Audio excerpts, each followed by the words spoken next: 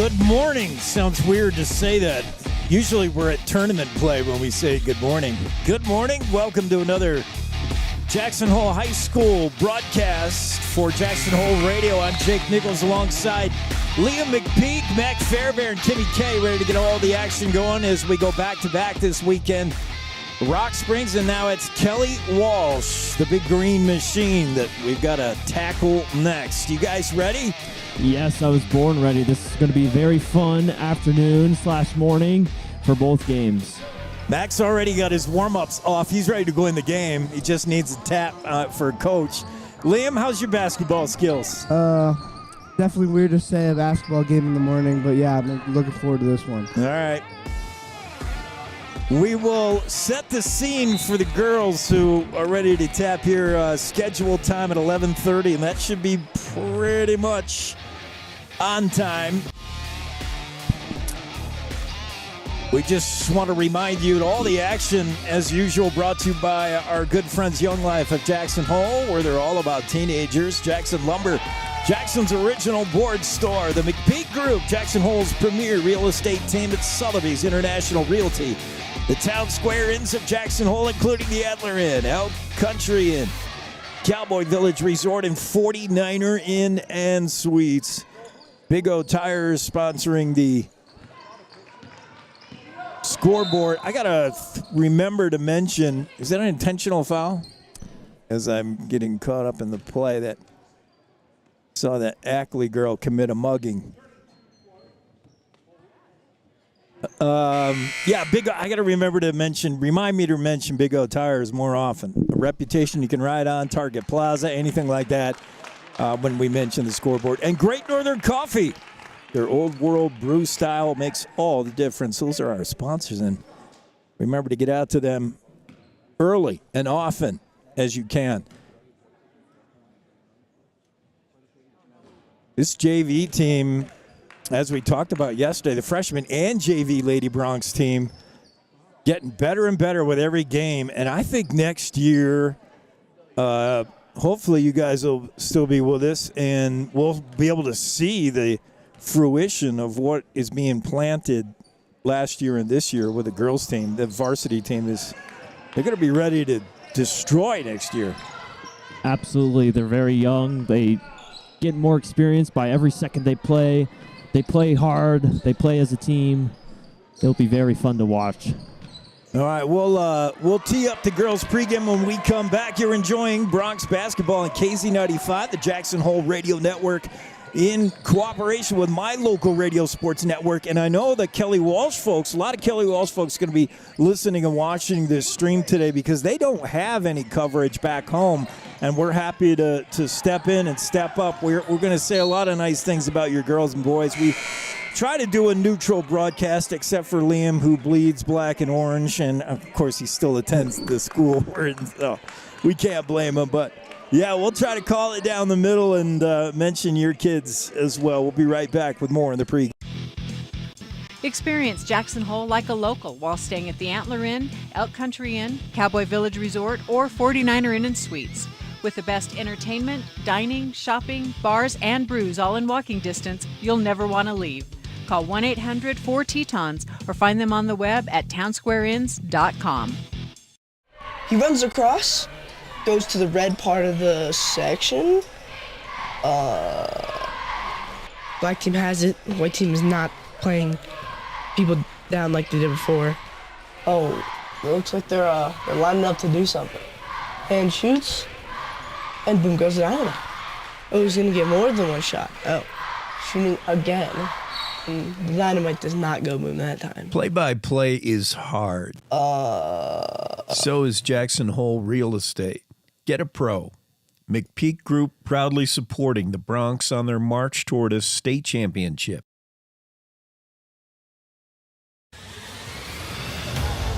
You're watching and listening to live coverage of Jackson Hole High School sports on KZ95.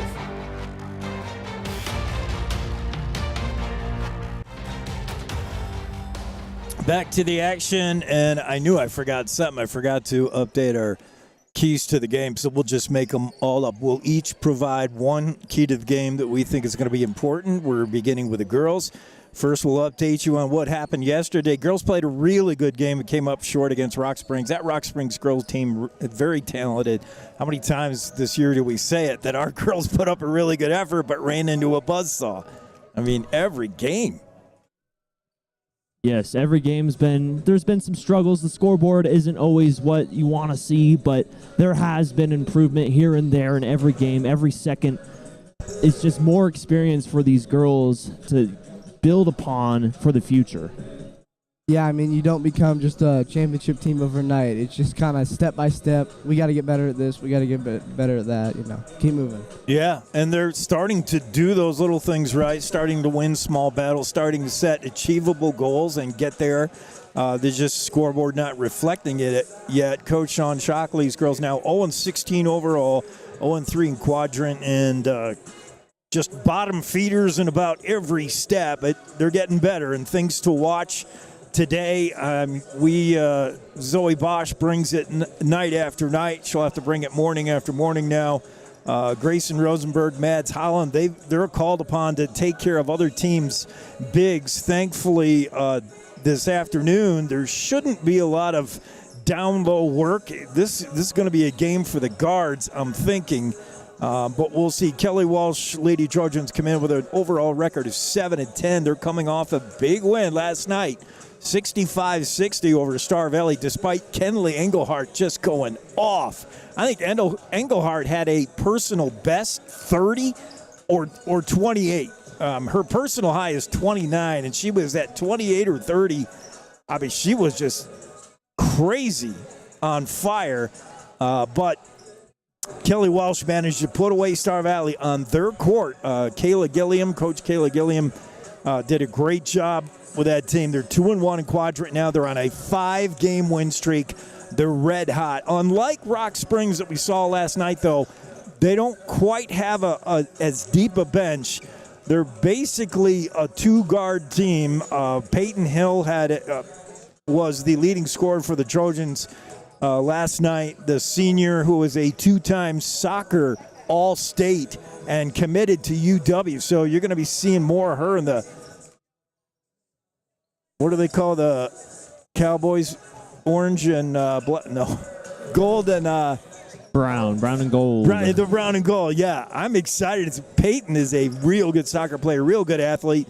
Watch her for assists, watch her for steals this afternoon, and just watch her for scoring. I mean, she is coming on, but really the team leader all season long with 13 points a game has been Kennedy Davila. She did not have one of her Davila games last night, but she shoots the 3 ball, she steals, she blocks, she does everything for this team. If Jackson Bronx can concentrate on making sure Kennedy Davila does not have a, stupid game and Peyton Hill is kept in check, I think they could do a little something. Kelly Walsh does have some support girls with the emerging freshman Lily Hudson, the 5'10 freshman. She's really good down low, getting better and better. Ray McGreen is also a battler in the paint, the junior. She's going to pull down some boards, and you'll hear from Sandy Van Houten and Kendall Allaire. Good support group, a pretty good basketball team.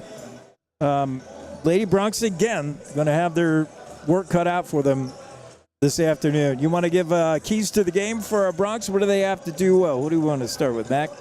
What do we got to do? I think, obviously, limiting turnovers is going to be a big one, because when the Lady Bronx get a little bit rushed and have to face very tough full court pressure, turnovers can stack up on top of each other very quickly, and that could be a very bad problem for the Bronx, as Walsh could get lots of transition points. Well, you're talking like a coach. Watch the turnovers. Take care of the ball. I like it. Yeah, I think that what they need to do, the turnovers is a big one, but I think they need to first get rebounds and secondly deny second chance shots, which they go hand in hand. Oh, yeah. But Jackson last night was just getting destroyed on second chance shots. And, and it's understandable if you weren't with us last night. Rock Springs puts out 2 girls at 5'11", another one at 5'10", another one at 6 foot. I mean, it's tough to rebound when it's not just one you got to box out. It's a whole team can get vert. Yeah.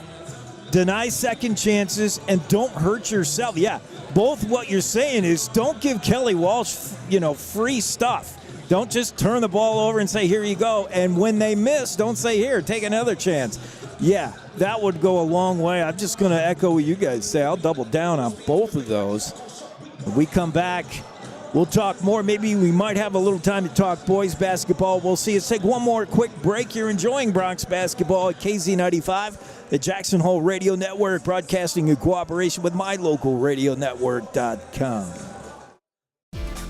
High Country Linen Service has grown with its state-of-the-art facility to be the premier rental service for linens, uniforms, and entry mats. High Country Linen also provides wholesale janitorial supplies, paper products, and earth-friendly cleaning supplies to Jackson Hole, Teton Valley, and beyond.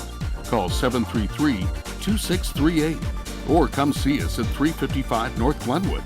On the web at highcountrylinen.com. Jackson Lumber, the board store, Jackson's oldest business and only true lumber yard in town. Jackson Lumber's hardware people are the best in the business, and they do it right the first time.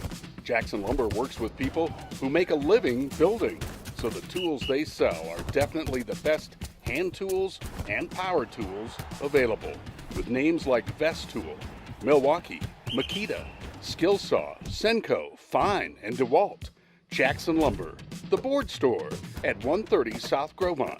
Call 733-6000, 733-6000. Let's get back to the live action on KZ95. Here's Jake Nichols.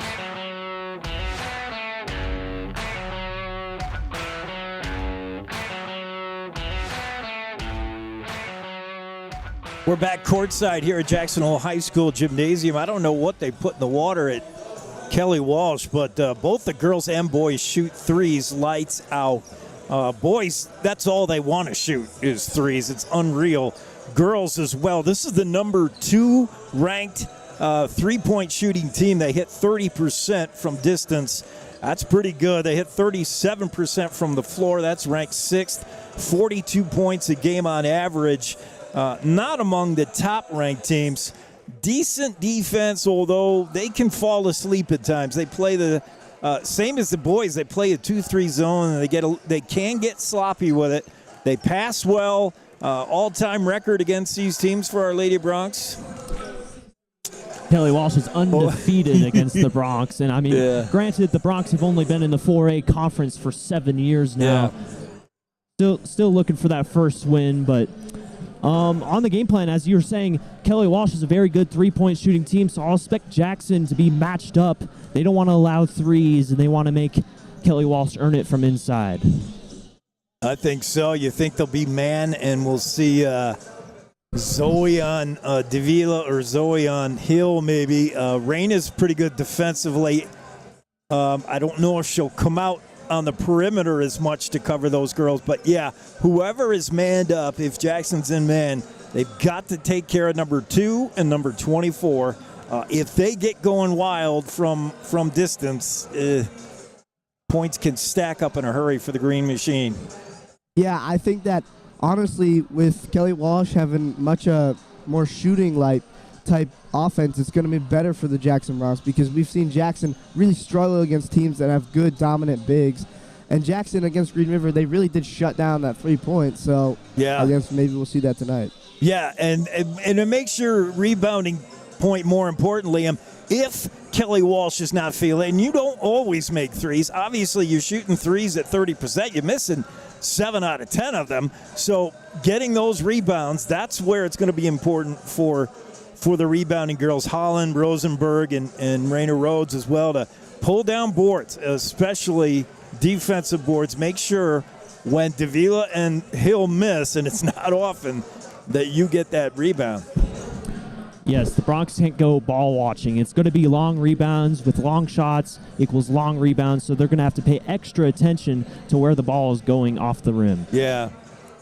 Good point. When you're launching from a long way, sometimes where you think you're set up and blocking out is where the ball's going, but it's shooting over your head. We'll see guards pulling down rebounds. You never know.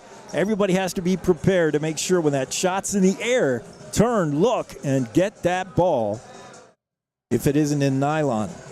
We're about ready to go. Let's let the girls introduce themselves. Young Life of Jackson Hole sponsoring the team introductions.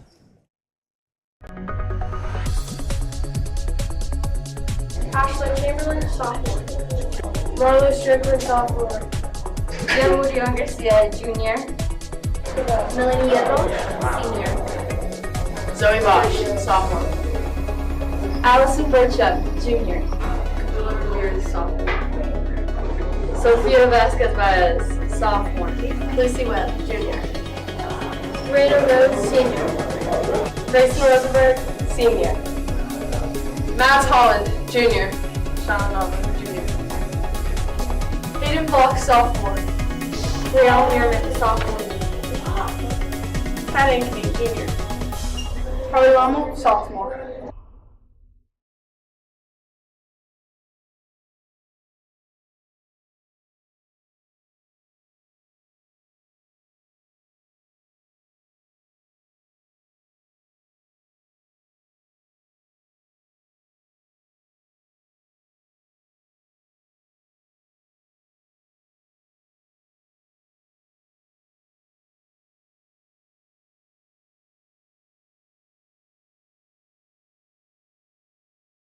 Once so proudly we hailed at the twilight's last gleaming, whose broad stripes and bright stars through the perilous fight o'er the ramparts we watched were so gallantly streaming.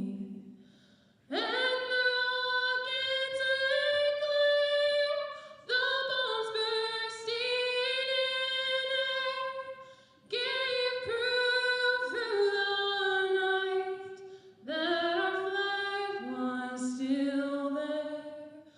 Oh, say does that star-spangled banner yet wave o'er the land of the free and the home of the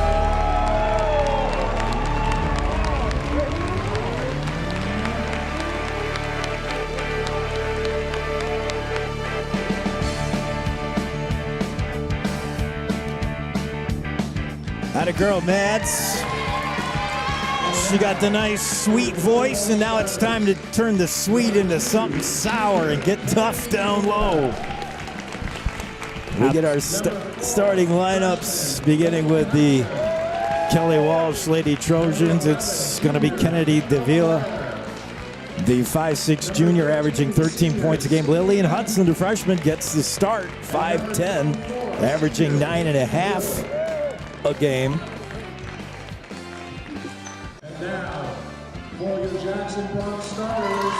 Peyton Hill, the senior, also starting. Sydney Van Houten. For the Jackson Lady Bronx, Zoe Bosch. Lucy Webb, that's the backcourt for the Bronx. Gonna have a big chore this afternoon defending.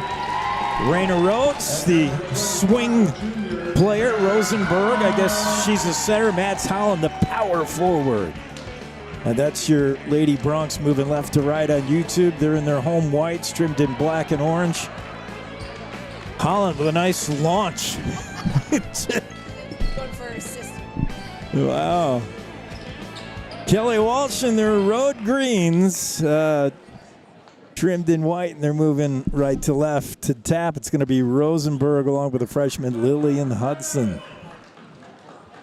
We're ready to get it rolling here. Just a few minutes late, just underway. Thanks for joining us on YouTube. Jackson Hole Radio is our YouTube channel, also broadcasting on KZ95, 95.3 FM. And Jackson with the ball first. Zoe Bosch to Grayson Rosenberg. Grayson matched up one-on-one with Kendall Allaire right now. Raina Rhodes will launch a baseline three just off the mark, and Davila with a rebound. Yeah, you got to like that. Jackson shooting early. They really did not shoot like that much at all versus Rock Springs last night. Davila, and she's got nothing but the bottom of the net there with a 3, and she's the one girl. She was not feeling it last night, I'll tell you that, which was a good sign for the Braves, but boy, she's 1 for 1 from distance now. She can get red hot. Lucy Webb with it now for Jackson. Swinging around the perimeter, it's Mads Holland looking for Webb cutting underneath, but it just got crowded in there. It was an idea, but too many Trojans. Here's Peyton Hill, the soccer player. She tries the lane but can't get it. And on the backside rebound, it's Zoe Bosch up ahead to Lucy Webb. Webb open for a moment. Bounce pass to Holland. That's in her feet. That was a tough short hop for a shortstop. You can't do anything with that. Davila to Hill, back to Davila. And here she goes again. This one off the mark, though. Zoe Bosch has it. Good rebounding. 3-0 Trojans with 6:30 to go. Just underway here in the first. Lucy Webb to Grayson Rosenberg. Inside to Holland. Want to see Grayson either shoot or dribble. Every time the ball's in her hands, make a basketball move, Grayson. Just shoot, just dribble. And so far, Jackson has 3 turnovers in 3 consecutive possessions. And I agree with you, Jake. Grayson's got to shoot the ball more. I think she's only taking 1 to 2 shots per game. Yeah, she took one early yesterday and missed it, and it kind of puts you in a shell, and it shouldn't. You got to keep shooting. Both you guys know that. Here's Holland on a loose ball. She grabs the loose change and feeds Raina Rhodes over the timeline. Raina looking around. Gets it to Mads Holland. Holland wanted Webb, but then thought better of it. And now driving the lane is Lucy Webb, and that's a really nice drive up with the left hand. I don't know if she's a lefty, just left it short. Yeah, other than the 3 that Jackson started with, Jackson has definitely been trying to get the ball inside and try and get those inside points. Sydney Van Houten from distance won't go, and Rosenberg with a rebound. Jackson doing a good job on the defensive glass, making sure it's one and done every time the Trojans miss. Rosenberg with it now, watched by Van Houten. Now to Mads Holland. Holland trying to get somewhere on Peyton Hill. She needs some help here. Grayson helps her out. Rosenberg over to Raina Rhodes. Not a lot of shot opportunities here for Jackson. Good defense by the Trojans, who not often noted for that from what I've watched of them. Hiera gets it to Holland. Holland runs into the freshman, and now Allaire takes it from her. And the turnover. Good defense by Kelly Walsh, not giving much of a look. Baseline drive, Van Houten, kick out. That's the freshman up and in. Lillian Hudson, that's that classic early timeout from Sean Shockley to talk things over, teaching points. Here's what you've done right, here's what you've done wrong. The done wrong list might be a little longer right now. What's he saying? I think he's going to say they're doing a solid job defensively. I mean, forcing Walsh to shoot, and Kelly Walsh, granted, is a really good three-point shooting team, but they've only hit 1 so far, and they've only scored 5 points in the first 3 minutes, so it's not bad defensively, but Jackson's got to take care of the ball better. Yeah, some of the turnovers have just been needless like drives, just kind of losing it off your foot. They just got to be better with that. Yeah. Unforced stuff. So this just could be a calming down moment. You're playing good defense. Maybe draw up a play. You talked about Sean Shockley being a guy who likes to have some set plays. Maybe a set play will loosen things up, give somebody an open look, because there hasn't been a lot of open looks. Kelly Walsh played well defensively. Jackson ball, they're down 5-0. With 4:42 to go in the opening frame. Lucy Webb, backdoor cut. Good idea, and she does draw the foul. It's the freshman who put the hand on her, Lillian Hudson. First foul of... Thought that was the first foul of the game. I didn't see one on Bosch earlier. Did you? Oh, yeah, you did. Lucy Webb to the line. Can't get that to go. Lucy, a 41% free throw shooter, not counting anything that happened last night. Thanks, Wild Preps, for the data. Lucy's second is in. And Jackson's on the board, 5-1. Here comes Davila wearing the full face shield. Feeds Van Houten on that far side. Now back up to the freshman. Davila with a baseline three, no good. Holland pulls down the rebound. That was one of those long rebounds you talked about, Mac, and Mads was in the right place, right time. Here's baseline drive. Zoe Bosch and can't get it. Out of bounds, Jackson ball. Zoe found a little bit of room under there, and good drive. Yeah, Jackson so far has been doing a good enough job controlling the reboards and just getting a lot of more rebounds than last night. Oh, bounce pass inside. I think Zoe was looking for Grayson, but that wasn't there. Only a Trojan was there. Peyton Hill with it now, the senior. Cross court to Davila. Now to Jordan Kroger seeing some action. Didn't see her at all last night. Here's Peyton Hill into a triple team, and I like it. It looks like the Bronx have identified that Hill is dangerous, and three girls immediately went to her. Yes, and that was a fantastic scramble by the Bronx. Really good job getting to the help side by Grayson Rosenberg. Unfortunately, picking up the foul is Lucy Webb. 3:59 on the clock. 6-1 as Peyton Hill converts on the first. She's their best free throw shooter, and she shows you why. She's got them both. 7-1. Walsh brings it up just under 4 to go. We're just underway. Jackson trying to hang with these Trojans. Bounce pass to Hiera. That gets away from her, but Mads picks up the loose ball, and she pushes her way, pushes Hudson right to the hole, and then feeds Webb, who's short with her shot. Here comes Davila. Over the line, Hiera on her. Kennedy hands off to Peyton Hill. Hill cross court all the way over to the freshman Hudson. She drives, pops his shot. Kroger, no, that's off the back iron. Kroger hit the floor hard, but she's okay. Jordan, the junior. Lucy Webb, the guilty party, and will send Kroger in the act of shooting to the line where she's been 1 for 3 from the stripe this season. And that's going to be Webb's second personal foul, so I think Raina Rhodes is going to come in for Lucy. You got that right. We're seeing our first look at Rayma Green, number 33 for Kelly Walsh. She's very strong down to the paint. Yeah, I think that Kelly Walsh has just understood that, maybe Jackson has a little bit too much guards to be able to just continue shooting. They got to start bullying them in the paint. It's Katie Swanson and Rayma Green in now for Kelly Walsh. For Jackson, Zoe Bosch with the ball. Burcham is in there. And Mads Holland with it now.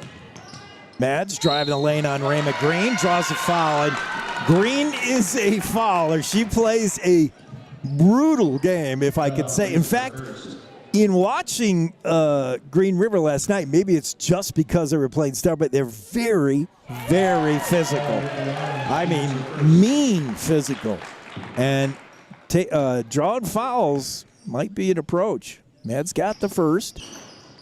Almost the second. It's off the front iron and a jump ball. Arrow favors the Trojans. 9-2 now. Kelly Walsh lead with 3:10 to go. Pass inside for Kira Lucero. Lucero fumbling around with it. Now kicks it out to Peyton Hill. Around the horn, long one from Kroger. That's good. Where did this girl come from? That's for 3, Jordan Kroger. She averages 3 a game, so she should be done. Why not have to worry about her after this? I don't know. Grayson Rosenberg over to Ellison Burcham. Burcham working on Lucero. Now back out to Zoe. She thought about it, but she's worried that Katie Swanson's going to get her arm up in the air. Again, Zoe now pulls up her dribble. Needs help, finds Rosenberg. Grayson not quite ready for the pass, but recovers. Gets it to Mads Holland. Holland over to an open Raina. She'll try, and boy, they had an open look. Just how you wanted. Raina couldn't get it, though. And now what happened? The rebound was a very big play there because they have not been rebounding good, but it proves that they are getting better at rebounding.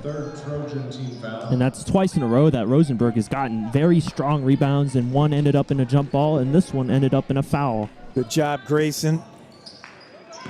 Here's Mads Hollins working on Lucero. Hands off to Zoe Bosch. Puts a little pump fake on and now lost the handle as she tried to get away from Marin Cross. And we're seeing the entire Kelly Walsh team. Good move by Rayma Green. She goes low block and lost the handle. Now Green gives it out to Marin cross to Kroger. Hot off that three, but she can't make that one.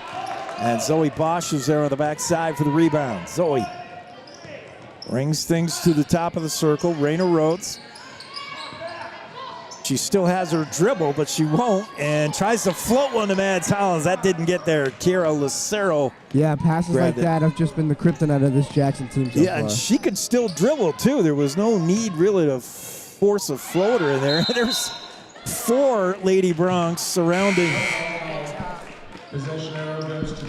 Katie Swanson, the senior, and the jump ball will go Jackson's way. And props to the Bronx for recognizing that Kelly Walsh was in trouble and forcing the jump ball. Yeah, they swarmed like sharks. Zoe gets a rare breather as Kat Ankeny just out of bounds on that far side, turns it over. 12-2, it's Lady Trojans with 1:15 to go in the first. Here comes Raymond Green, the junior. No guards on the floor, no true starting guards on the floor for Kelly Walsh as they go all big and all bench. Here's Marin Cross, finds Kroger, look out, that's baseline 3, but she's too strong with it. But a nice rebound on the backside by Katie Swanson, who fed Marin Koss, and she hits it.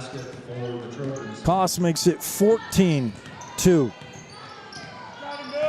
Raina trying to dribble away from Koss. Gets it to Lucy Webb, and she shuffled her feet and gets hit with a travel. Checking in now is Hayden Block for the Bronx. She'll replace Allison Burcham. Rosenberg also comes out. Kelly Walsh, ball down to 30 seconds in this frame. Here's Kroger with another open look. And she did take a couple of steps. I thought she was going to take steps backwards to make the three, but Kroger took steps forward to make the shot easier. And you can't do either of that unless you dribble. She gets caught for the walk. Good steal there by Kroger. She'll go with Block right behind her, and good job by Hayden to poke it free and not take the foul. Yeah, I mean, that has just been the story so far. Just Jackson losing passes, losing just the ball. Turnovers, yeah. I mean, it's tough enough when you don't get shots to fall, but you don't even get them off when you turn the ball over. Here's Raymond Green with a three. She's got it, the junior. Trojans getting scoring from a lot of different places. We're down to the final seconds here, down to 5-4. Hayden Block with it, top of the key Hierro. She'll try a long three. That's short. Mads Holland out-rebounded Kendall Allaire, but it won't matter as the first quarter ends with a score. Kelly Walsh 17, Jackson 2. Coming back with quarter number 2 after this. You're enjoying Bronx basketball on KZ95, Jackson Hole Radio, broadcasting in cooperation with my local radio sports network. Hey, I'm Allie Lane from Jackson Hole Young Life. Do you remember what it's like to be a teenager? It can be really tough trying to navigate sports, academics, relationships with family and friends, not to mention the added stress of social media, phones, and screen time. Young Life believes that every teen deserves to know that they are loved and their story matters. Young Life leaders enter the world of teens, focusing on what matters to them: fun, adventure, friendship, and a sense of significance. If you love teenagers as much as we do, there's more info at our website, jacksonhole.younglife.org, to learn more. Let's get back to the live action on KZ95. Here's Jake Nichols.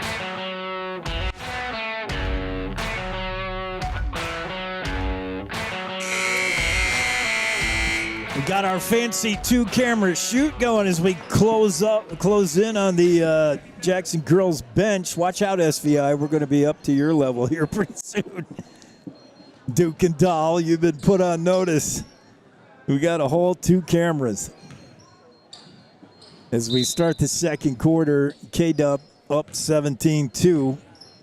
Davila with the ball. Yeah, try not to call him K-Dub very often. Nice pass inside of the freshman. Now back out, starting 5 on the floor again for Kelly Walsh. And Davila strikes like a dagger with a 3. Yeah, I mean, Jake, you said that Kelly Walsh was not very good at the paint, but so far they look like the better team just in every aspect. Yeah, they're playing a real good game. They're doing it with 10 different girls so far. Rosenberg with it now. You've got your dribble. She gives it to Raina Rhodes. Top of the key. Raina looking around. Harley Rommel. Now to Lucy Webb. Thought about one over Davila. Davila swiping at the ball. Over to Grayson Rosenberg. She's out way far here to do any damage. She gets it to Lucy Webb. Webb with Davila on her. Now to Raina Rhodes. Kat Ankeny.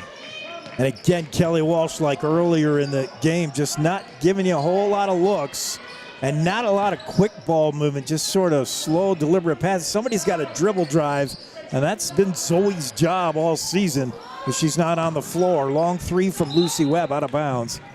Kelly Walsh ball. Now Zoe Bosch going to check back in. Jackson needs somebody to do something aggressive. And do something dribbling, because Kelly Walsh just allowing the passing on the perimeter. They know nothing bad can happen there. It's Kennedy Davila. She's too open. Her shot no good. And a good job on the rebound by Ankeny. Gets it to Zoe Bosch. Let's see if we have a different look up the floor this time. 6.5 to go in the second. Jackson down 20-2. Bosch does drive, is turned aside by Peyton Hill, and now out to Rosenberg. Grayson gives it to Zoe Bosch. She'll walk it back between the circles and call out some things that she wants to happen. Kat Ankeny with it now. Rolled off her foot. I don't know if she just lost it or if it was poked loose by Hudson. And Jackson's got to be more deliberate with where they want to go with the ball. They're standing around a little bit too much, not knowing, not trying to make a move. Yeah, there's no intention. They're just, like, what's your goal? What's your intention? Somebody go to the basket. Here's Zoe Bosch. She will, and she draws the foul. Peyton Hill, the guilty party. Yeah, I mean, I watched these Lady Trojans last night against Star Valley, and they were a foul machine. I mean, racking them up. And it's not the same game when you don't draw the foul. Jackson hasn't done anything to make the Lady Trojans foul. Yeah, it's just Jackson. You don't need to foul Jackson because chances are, like, their offense isn't going to be as effective as you might think. Jackson's just got to get more aggressive on offense. Here's Kelly Walsh with it now. Peyton Hill drives, attracts a lot of traffic, and with a nice kick out to Hudson, but Lillian can't make it go. Hudson, real good freshman. She's going to be a great one. But right now her skills are mainly rebounding. Look at that from Zoe Bosch. And I think I might have that on replay. We'll see. Makes it 20-5. Zoe with a really nice drive. And there's Kennedy Davila answering with her own drive in the paint. And she's got a chance to make it an and 3. Basket is good. She'll be up 1 at the free throw line. And we're seeing a good battle between Davila and Zoe Bosch, and I just think Bosch has got to drive it to the hoop way more often. Is the replay on that Zoe Bosch? No, it's not. Maybe I didn't. I swear I had it already. I'm still working on it. Davila is good with the extra. She makes it a 3-point play. It's 23-5 now. And Davila will come out after that work. She's not going to rack up a ton of points. She's going to have a lot of seat time this afternoon, I think. Kat Ankeny with a nice backdoor cut. She can't get the shot to go. Good feed from Bosch. Right idea, but Kat couldn't finish. Lucero hands off to Green. Rayma Green is 2 for 2 from distance now, and that's not normally her game, but the junior is on fire. 26-5, just under 5 to go in the half. Zoe Bosch with Hill on her, cross court, looking for, I don't know if she wanted Rosenberg or Reyna, but it didn't go to either. And there's Rayma Green up and in, and she draws the foul. Green's having a little bit of a game. And it was actually a travel call before the foul. It was a good move, but too good of a move. Take those points off the board. Yeah, it was a good drive by Raymond to the net. Zoe Bosch with it now. And poking in, Peyton Hill knocks it out of bounds. It'll be Jackson ball. Substitutions, Rosenberg and Ankeny come out. Hero and Holland back in. So it's Holland, Hero, Burcham, Rhodes, and Zoe Bosch on the floor for the Bronx. Burcham with it now, puts ball fake on Sydney Van Houten, but can't get loose of her, and now needs some help here. She's tied up by Peyton Hill, and it'll cause a jump ball. Boy, once you pull up that dribble, that double team trap is coming your way. You better be ready. Yeah, Kelly Walsh is just so aggressive on defense. They do a lot of three-quarter, half-court trap. They're not doing it this afternoon against Jackson, but they do sense when you're in trouble, and they get there quickly to the ball. There's a turnover. Hill up ahead to Rayma Green. I thought she was in too deep, but no, Rayma's up and in with it. Wow. And Walsh is really playing really well, hitting threes, running the fast break, getting lots of steals. Getting points a lot of different ways, yes, from three, from paint, from transition. Doing anything they want right now. Mads Holland's trying to back Lillian Hudson into Kendall Allaire to the hole. There's her arrow. A little bit of a drive, and she's shut off there. Ball fake, Burcham gives to Mads Holland. Mads, she picks up the double team, and it's poke free, but Mads picks it back up. Her pass to Raina Rhodes, too far, too high, and it's out of bounds. Before the pass, that was a good play by Mads Holland, getting the ball poked free and then recovering it. Good hustle, didn't give up on it. Timeout on the floor, we'll take it as well. You're enjoying Bronx basketball on KZ95, the Jackson Hole Radio Network, broadcasting in cooperation with my local radio sports network. One good play can improve a team's chance of winning the game. And when executed properly over and over again, that play can take a team far. One good decision when you get behind the wheel can do the same. Approximately half of the people who lose their lives on Wyoming roads each year were not wearing a seatbelt. Stay in the game, Wyoming. Buckle up every time you get in your vehicle. It's a winning play. This message brought to you by WYDOT. Here's your voice of the Jackson Bronx, Jake Nichols on KZ95.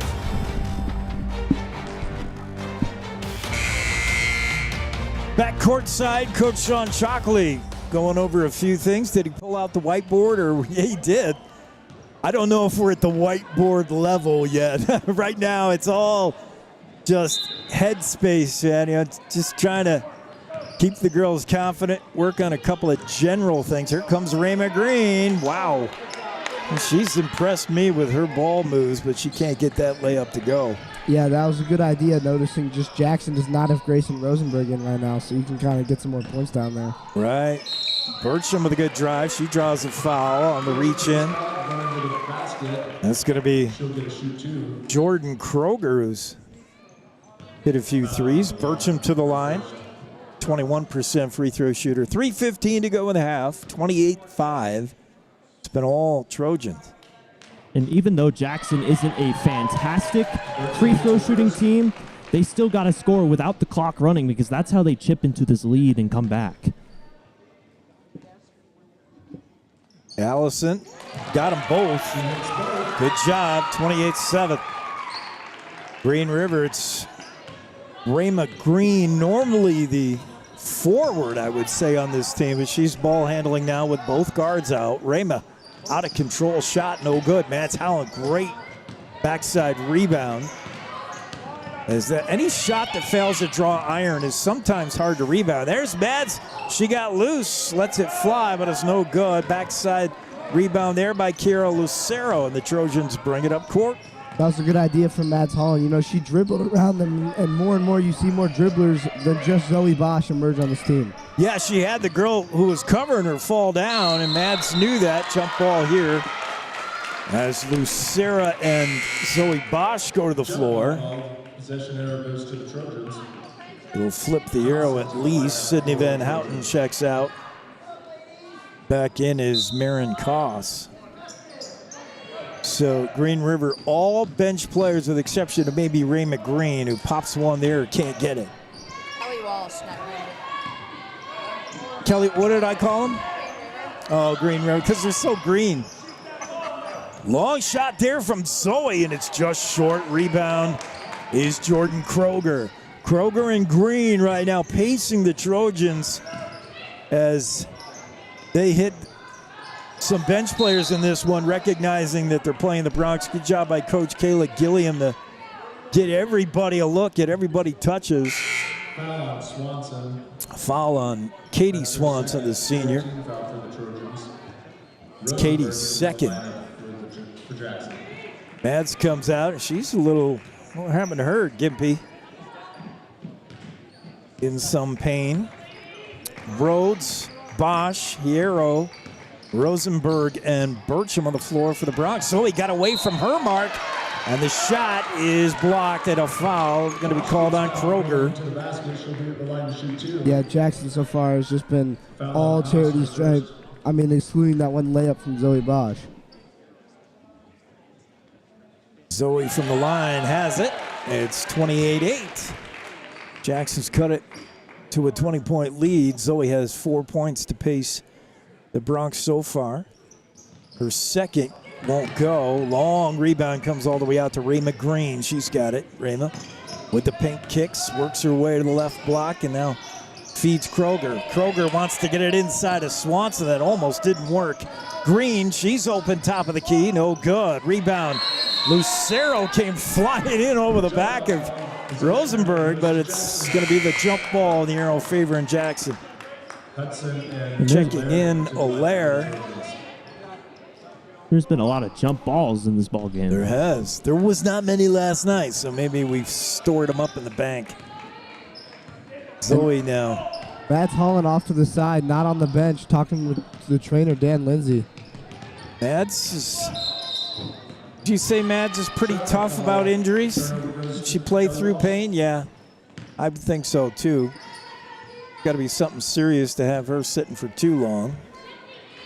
Trojan ball, 1:25 to go. 28-8 as we work our way towards the half. Rayma Green, oh, it took a lot of steps. Rayma couldn't decide whether to pass or shoot, and as her brain was working that problem out, the feet were still moving. Kat Ankeny checks in to get Bosch, and Raina Rhodes going to sit as well. So for Jackson, you lose your ball handlers here, and this is where you need... Oh, no, I'm sorry, Bosch is still in there. Just over there conferring with Coach Shockley. Zoe working on Marin Koss. Gets it to Melanie here. Oh, goes right to the rack. Good job. As she got by Green, just could not finish, and we say that all the time about these Bronx girls. Baseline three, good. And Jordan Kroger's got a couple, three of them from my memory. I mean, the more you're going to keep shooting them, the more you're going to make them. She's got 8 to lead the Lady Trojans. She's played really well off the bench. Down to 44 seconds. Burcham with a 15-footer, no good. And the rebound, Lillian Hudson. Taking a look at coach is Marin Koss. Koss working on Hero. Gets a screen from Kendall Allaire. Another long shot there from Rayma Green. She's not afraid to try him. Good save. Another good save with the Bronx have it. That was Hudson and Allaire both saving the ball from out of bounds. Zoe Bosch battling down low, and she's going to draw the foul. Zoe's just so mad she missed that shot that she wanted to mug somebody. And Jackson is getting the right looks. It's just as if somebody put like a can on the rim. I know it. They're getting looks. They're getting the right plays. Not getting the look. And Trojans here with 8 seconds. Last shot maybe. Rayma Green going to drive the right block. Up, no good. Good defense by Ankeny. Not allowing her a clean look, and time is going to run out. That's how the half will end with Kelly Walsh 31, Jackson 8. We'll be back to discuss what we saw in the first half after the you're enjoying Bronx basketball on KZ95, Jackson Hole Radio, and broadcasting in cooperation with my local radio sports network. Experience Jackson Hole like a local. Recently renovated, the 49er boasts a new lobby, extended continental breakfast, indoor swimming pool, fitness facility, and 12-person outdoor hot tub. Located on Pearl Street, the 49er is just 3 short blocks from Jackson's greatest bars and restaurants, where you'll find your home away from home. Enjoy your time in Jackson as part of the Town Square Inns and stay at the 49er Inn and Suites. Great Northern Coffee. Jackson's own coffee roaster has been roasting and blending a wide selection of coffee since 1979. A warm fire, friendly faces, and a cup of Great Northern Coffee. Just a thing to kick off our Bronx and Cowboy teams. Try our Bronx Blend, a heavy, rich cup of coffee that will run you over like the Bronx football team. Great Northern Coffee, available at grocery stores and coffee shops around the state. Also available online at greatnortherncoffee.com.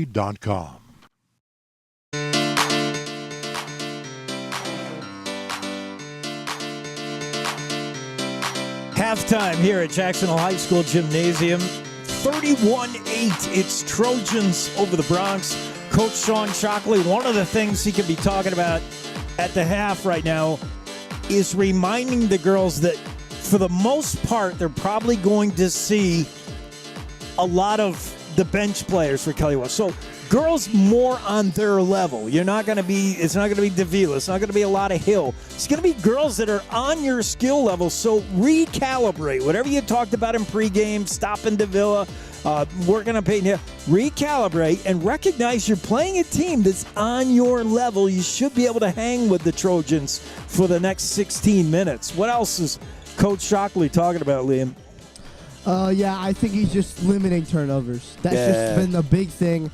Throwing a lot of lob passes. You got to kind of get more bounce passes in and just not really driving to the lane. You're just holding it up top, not using your dribble, just trying to get it out. Yeah, Mac, you said turnovers is going to be an issue. You cannot give Kelly Walsh free chances. Jackson, too many turnovers. Yes, too many turnovers, and Shockley's also going to talk about perimeter defense.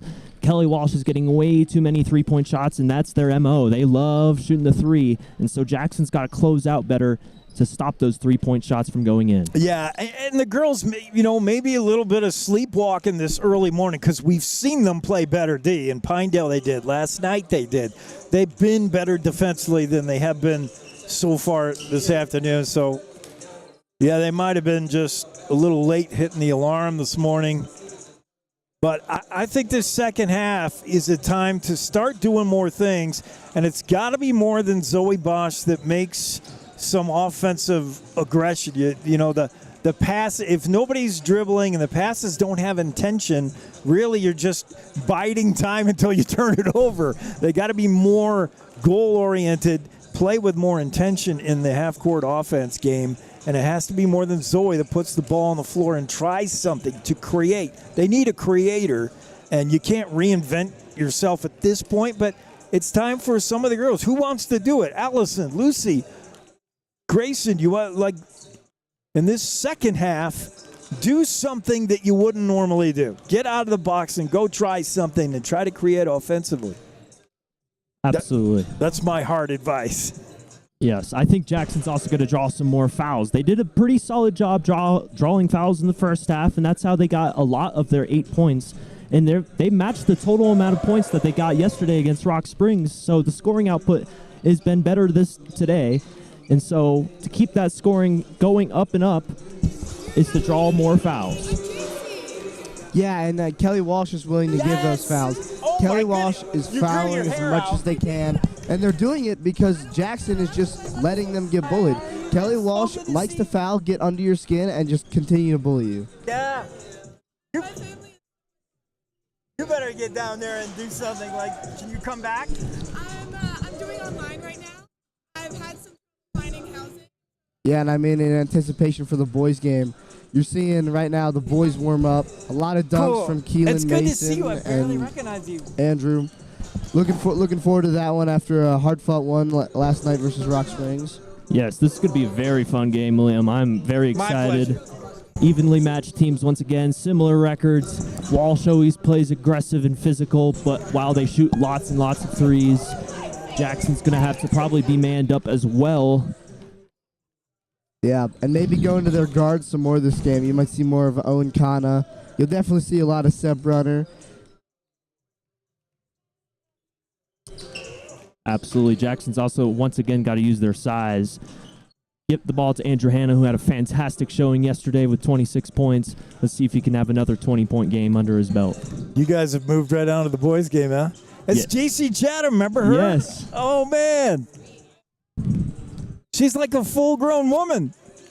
Yes, absolutely. Well, she grew her hair out. That's what tricked me. She had that short hair when she played. Chatham, we were just talking about somebody other than Zoe needs to be a ball. Like, JC was the ball handler, brought the ball up all the time. They had it in her hands all the time. They needed JC Chatham, but she's graduated out, unfortunately. Mac, the boys need you, but you graduated out. You only get 4 years. That's not enough. Yeah, it's a shame, and most people only get 1 to 2 years varsity playing. Yeah. Unless you're Andrew Hanna, Seb Brunner, or Gavin Keelan, who's played all 4 years. I just can't believe I was talking about it last night with the wife about Seb Brunner's maturity. You know, he's the younger of other Brunners, and so in the family, sometimes the younger doesn't take on responsibility, doesn't learn how to be that kind of leader of a guy he's never had to. But now with the brothers gone and a little maturity under his belt as a senior, he's a different guy than he was as a sophomore.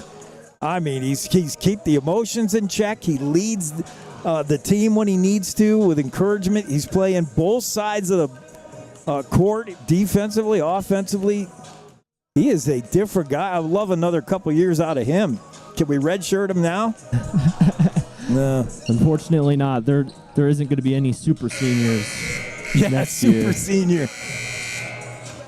Boys are out there doing some warm-ups, as you can see on YouTube. Hopefully you're joining us at Jackson Hole Radio YouTube channel. Make sure you subscribe while you're there. That way you won't miss any action. We're not going to keep your email or hound you about anything. We don't even know who you are. Believe me, I do not know how to do any kind of tracking. Just subscribe, and this way you always have the channel ready to go, and you'll get alerts when you're in YouTube as far as a game happening and when a game is going on. But be a subscriber. That's important. Big O scoreboard showing the wrong things right now. 31-8 Kelly Walsh, but I think our girls can climb back in and do some things in the second half because Coach Gilliam on the other end of things for the Trojans is playing a lot of her bench players. She recognizes it's a chance to get the whole team involved. So not quite as fast, as tall as opponents that the Lady Broncs have seen. You think about Cody and Pinedale, Teton. Yeah, Jackson's had to play just a lot of really, really good teams. Yeah. That team last night, I think Rock Springs could do something. I'm surprised they don't have a winning record. But I expect them to do things in the postseason. Just about ready to go here in the second half. The boys following. They'll tap probably about 1:15 as we running a little long. But stay with us for both the girls and boys. And then we're broadcasting next week on Tuesday, the makeup game with Lander Valley. I can't get used to calling them Lander Valley. When did they add Valley? I think they've always been Valley, at least for as long as I remember. But, yes, I will always call them Lander. It's Lander. All right? I mean, sometimes we put the hole after Jackson, but that doesn't mean you can put the Valley after Lander. You're Lander. We're Jackson. Let's be happy with that. Coming back, one more break. We'll be right back with the tap here in the second half as Jackson trailing 31-8 to the Kelly Walsh Trojans. You're enjoying Bronx basketball on KZ95, Jackson Hole Radio Network, and broadcasting in cooperation with My Local Radio. Experience Jackson Hole like a local. Recently renovated, the 49er boasts a new lobby, extended continental breakfast, indoor swimming pool, fitness facility, and 12-person outdoor hot tub. Located on Pearl Street, the 49er is just 3 short blocks from Jackson's greatest bars and restaurants, where you'll find your home away from home. Enjoy your time in Jackson as part of the Town Square Inns, and stay at the 49er Inn and Suites. This is KZ95 with live coverage of the Jackson Broncs.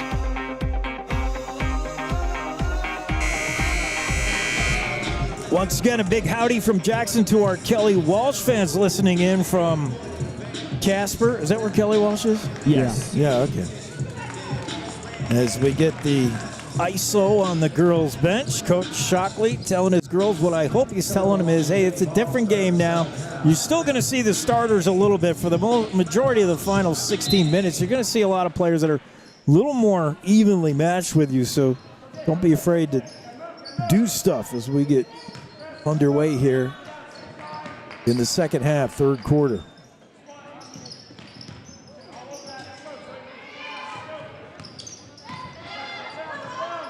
And as you see here, Jackson has switched to a zone.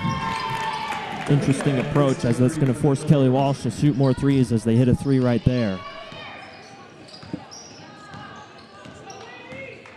Their KZ radio station is doing something naughty. I think I beat it into submission. Jackson with the ball, 34. Yeah, who hit that three? I didn't see it. Jackson shot no good on the boards. Is that Peyton Hill? No, Sydney Van Houten, sorry. Travel. That'll turn the ball over for Jackson. 7:07, just a minute into the second half. Zoe Bosch into Rhodes, who gives it right back. Zoe will work it up, and Kelly Walsh really not applying any defensive pressure until it's in the half court.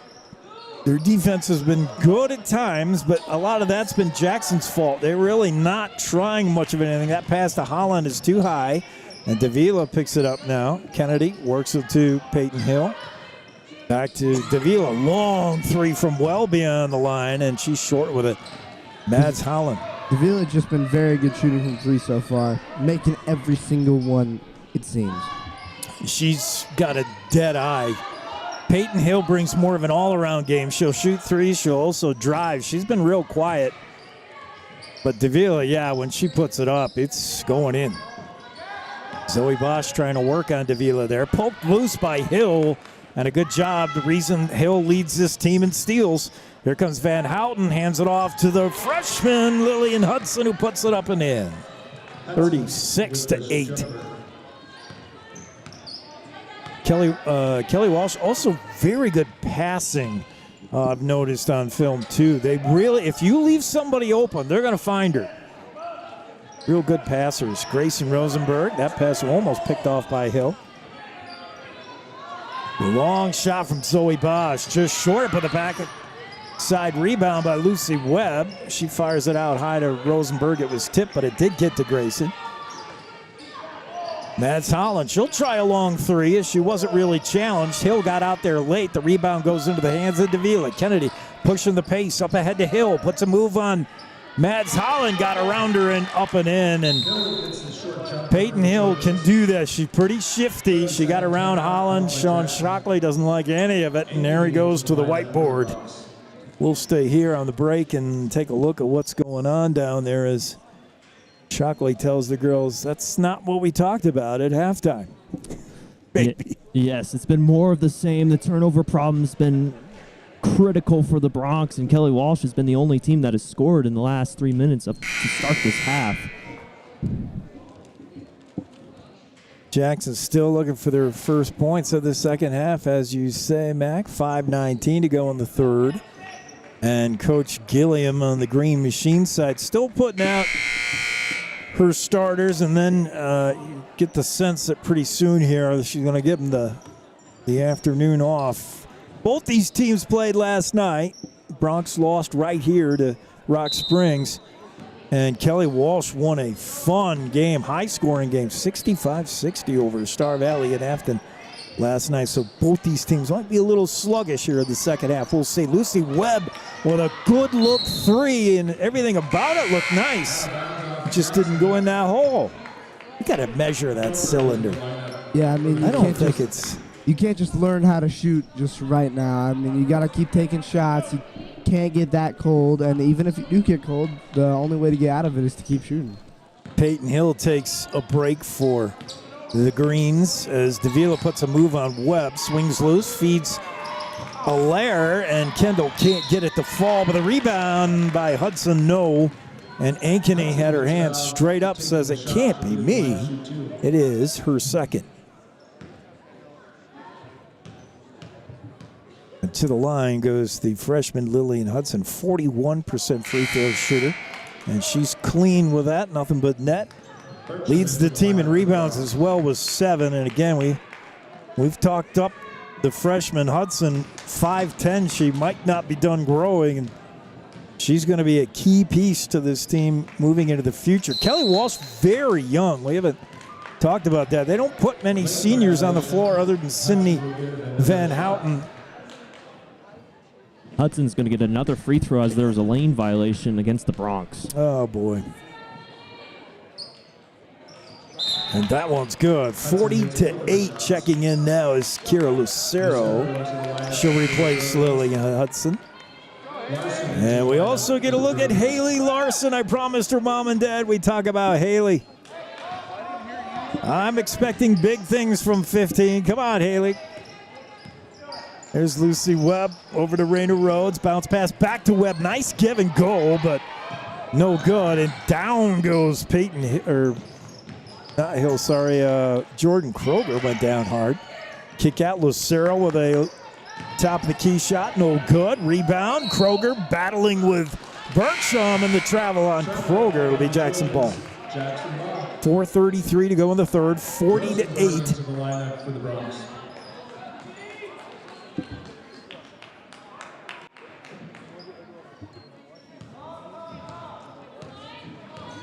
Raina Rhodes brings it up for the Bronx. Bosch and Hero set to check in here in a moment. Here's Allison Bertram working on the aforementioned Haley Larson. Shot from Grayson Rosenberg, and this place blows up. We've been waiting for that for a while. Good job, Grayson. Yeah, definitely what you want to see out of your bigs, being able to get to the paint and just make those points. Hanson baseline 3 is strong. Rebound, Jackson. As Rhodes works it up to Lucy Webb. Wide open is Bertram, and that won't go. Just short. Hanson pulls down the board. 3:50 to go. It's 40-10, 30-point lead for the Trojans. Inside feed, that's Allaire. Kick out to Hanson. Fumbled it momentarily, otherwise she probably would have fired a shot off.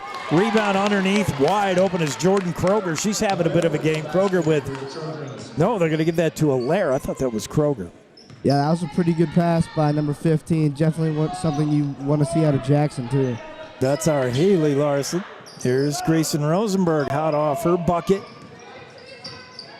Lucy Webb gets a screen from Bertram, but she's picked up quickly by Larson. Now to Bertram. Allison driving the right block, but lost the handle right into the hands of Lucero. And Bertram reaches in, and those two, well, I'll tell you, these Trojans can be physical. You don't want to poke the hornet's nest and wake them up. This Kelly Walsh can get nasty.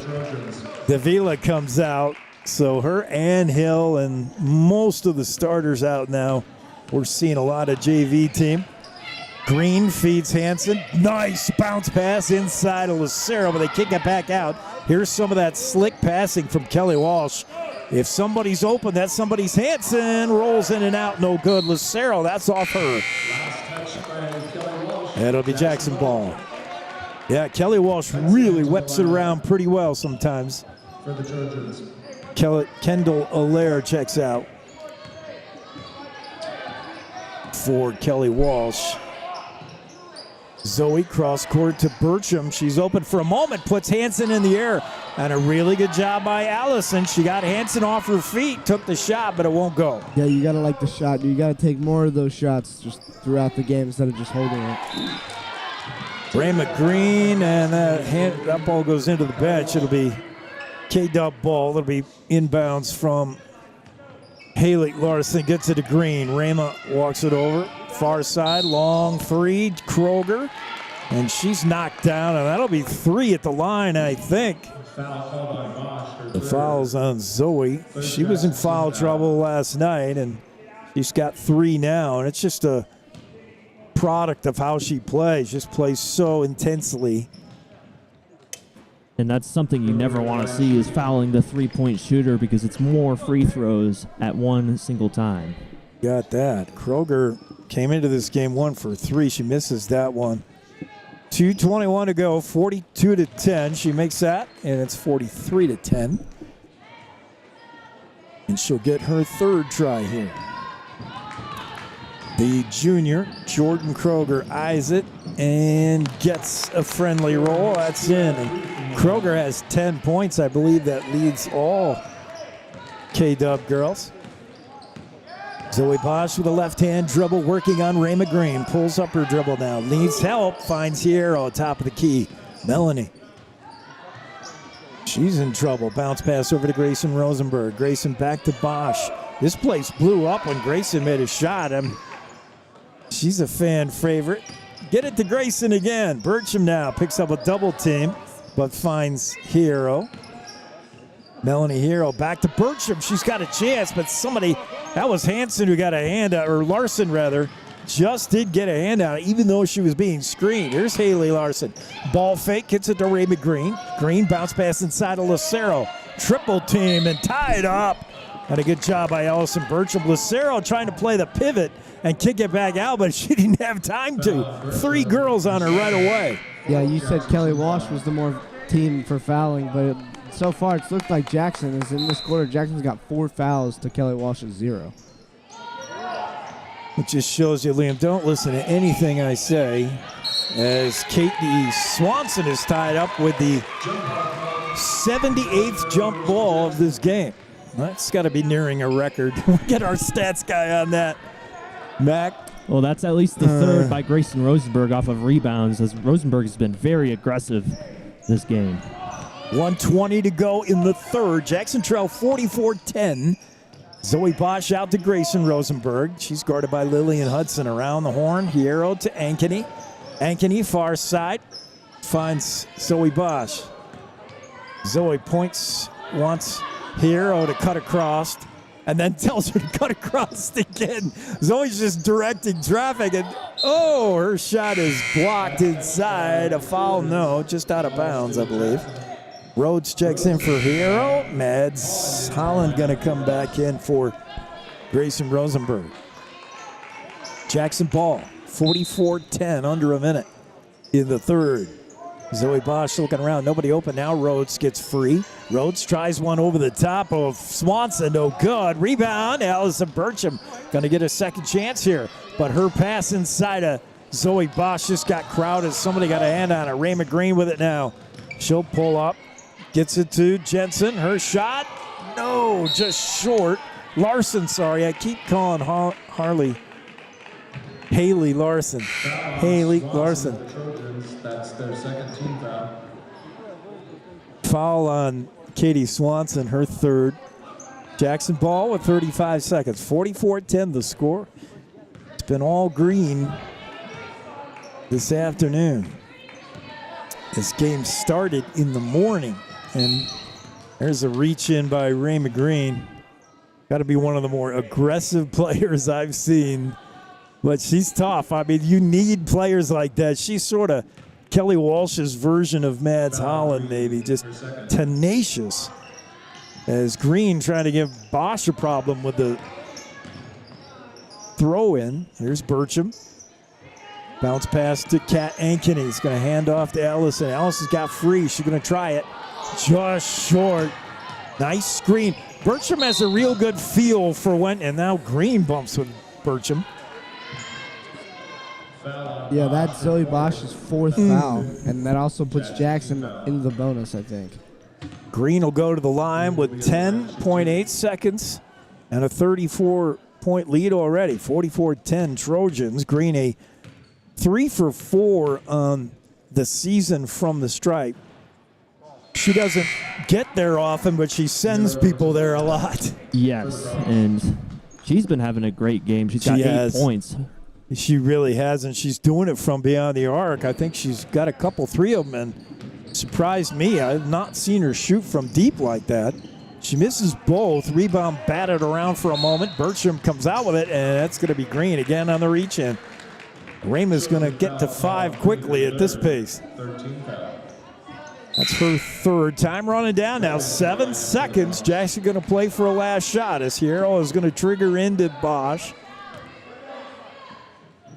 She'll roll it to try to Save time. Zoe with a long, long three. Just missed off the front of the rim, and now a tie-up. Referees just want to let the period end, and they will. That's how the third quarter ends. 3 in the books, and it's 44-10. Kelly Walsh over Jackson.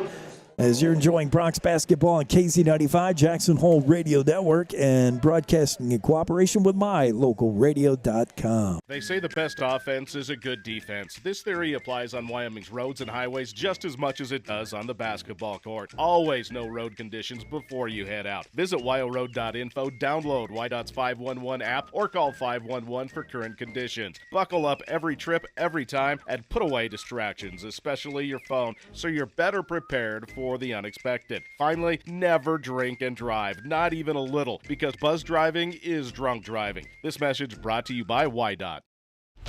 Your home for Jackson Hole High School sports is KZ95. Let's get back to the game.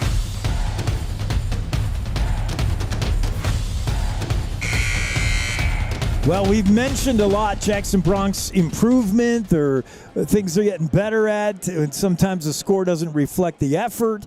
Maybe not today. This has not been one of Jackson's better games. Yeah, that's very true. Even though they have scored more than they did against Rock Springs yesterday, they're just nothing is going right offensively for these Bronx. Nothing going in. Yeah, I feel like you can just chop that up to turnovers. A lot of just missing passes, getting it poked free. Definitely been too many turnovers. And a good drive there, a good ball fake and drive by Kroger, who's had a good game for Kelly Walsh. Allaire rips it free from Bosch, but they will call the jump ball to prevent the girls from just throwing hands here at this point. 7:40 to go. Just underway here in the fourth. 44-10, Kelly Walsh. Zoe Bosch to Mads Holland. Beautiful pass to Raina Rhodes, and that works. Very good pass from Mads Holland there, like behind the back almost. Yes, really nice pass, and I think I have the replay. I don't want to promise you, but I think I got it.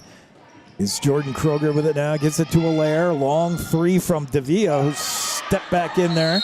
And the rebound by Hudson, and she gets mugged, and that's going to be a foul on somebody. Let's check that replay on that beautiful pass from... Foul on Rosenberg, her first Jackson team foul. Not the 5. Yes, it is. All right, I am going to punish myself for missing all these replays. But if you want to talk about the replay, that was a great backdoor cut by Raina Rhodes, and you could tell that's just a Shockley play. He loves his set plays. And that's a Rhodes thing. I've seen Raina do that more than any other Bronc, is recognizing where there's a soft spot in the zone, recognizing where she can make a cut and nobody notices her. She does that a lot. Off the ball stuff. Zoe Bosch with a nice rebound. The putback, though, won't go. And Kennedy Davila with a rebound. Davila with those bright orange kicks. She wasn't wearing those last night, or bright green. She had orange on last night, I think. Foul on Rhodes, her first. Rhodes picks up her first foul with 6:49 to go in regulation. 46-12. Jackson trail, but trying to build on some positive things here before Tuesday's game with Lander. Almost an over and back violation, but nice save there by Jordan Kroger. She finds Davila. As a pass inside to Allaire. Kendall gets fouled to reach in on Grayson. Foul on Rosenberg, her second. Rosenberg gets her second. Third team foul on Jackson in this quarter. None for K-Dub. Here's Davila. She's too wide open. Oh, she doesn't need much of a look. And she strokes it. 49-7. Trojans add to the lead. Zoe Bosch to Grayson Rosenberg, being watched by Kendall Allaire. Good pass into Webb. Back out to Mads Holland. Off the front of the iron, no good. Rebound pulled down by Jordan Kroger. Kennedy Davila on the far side with Zoe watching her. Davila feeds inside to the big freshman Hudson. Now cross court. And a big bump there by Koss, but the ball's in, and that was Allaire on the cleanup, I think. Her 4th point.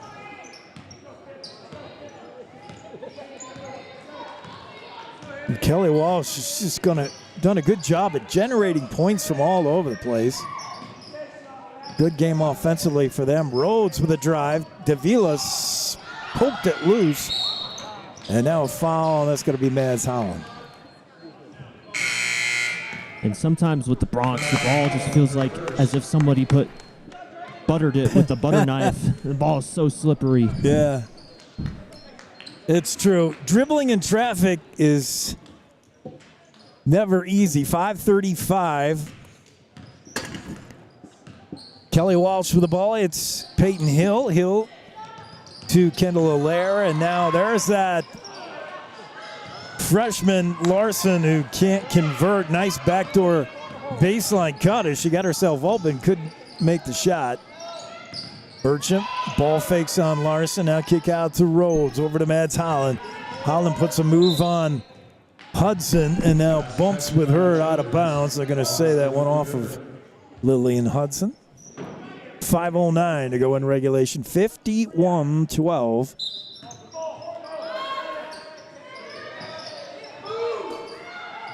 It's been a whole lot of Kelly Walsh. And Lorena Rhodes is going to get fouled there. The first foul of the quarter by Kelly Walsh. Yeah, the first on Allaire. Zoe looking to trigger in underneath her own basket. Looking for Rosenberg, didn't get there. Stolen by Hudson. And then into the hands of Koss. And here comes Kelly Walsh again. Nice pass by Larson. That ball goes out of bounds. Larson looks like a pretty good passer. She can't get her shots to go, but she really sees the court well. Makes some good passes. Kelly Walsh with it now. Here's Haley Larson. Around to Peyton Hill, who's back in the game. Hill finds Kendall Allaire, far side. Nice move by Van Houten. Up the shot, no good. Did Rhodes take the charge, or is she going to get whistled? Oh, that's a tough way to do Reyna, who got an elbow to the face, it looked like, but she was not set. Yeah, and that'll put Kelly Walsh into the bonus, so any fouls from here on out will send him to the line. Van Houten, a 56% free throw shooter, and she's off short on the front end.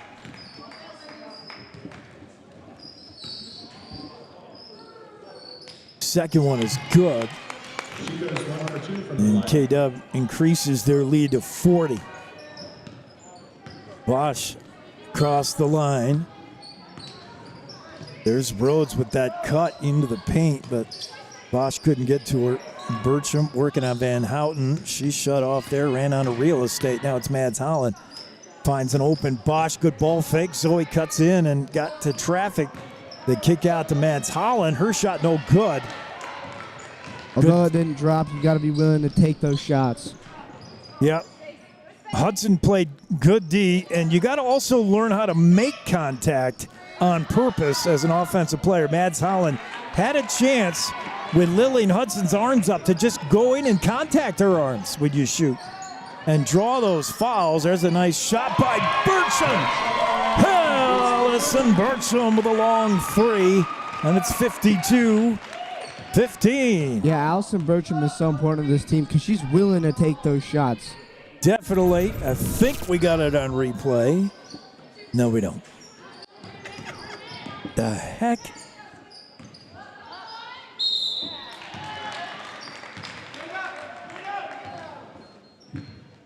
I give up. We need a technical director. Where do we hire one of those?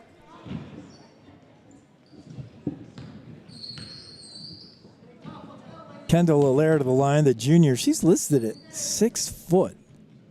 I think that might be an exaggeration. 52% free throw shooter. That's off the back iron. Well, she might be 6 foot. I watched the other girls come up and tap her, and she's pretty tall. Jackson gonna give a break to their starting core. It's Holland, Rhodes, and Bosch take a seat. We'll get our look at some fresh players as Block is in there. along with Hero, Rommel, Rosenberg, and Burcham. Well, Block tried to give and go with Burcham, but sensing that was Larson who got a hand on it, knocked it out of bounds. Still Jackson ball, inbounds coming from Block. Peyton Hill takes a break. Peyton's got to be tired from last night. She led all scorers for the Trojans. She had a game. What happened there? Timeout? Yes, Okay. Shockley calling the timeout. Wants to draw up a play for the Bronx, get the new Bronx some experience, maybe get a point here. Yeah. Good point. We'll take a peek in at the bench, and I'm going to, again, try to figure out why I can't do replays.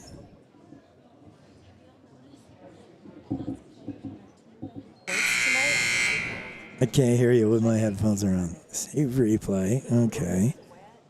Yeah, I telling you boys, it should be working.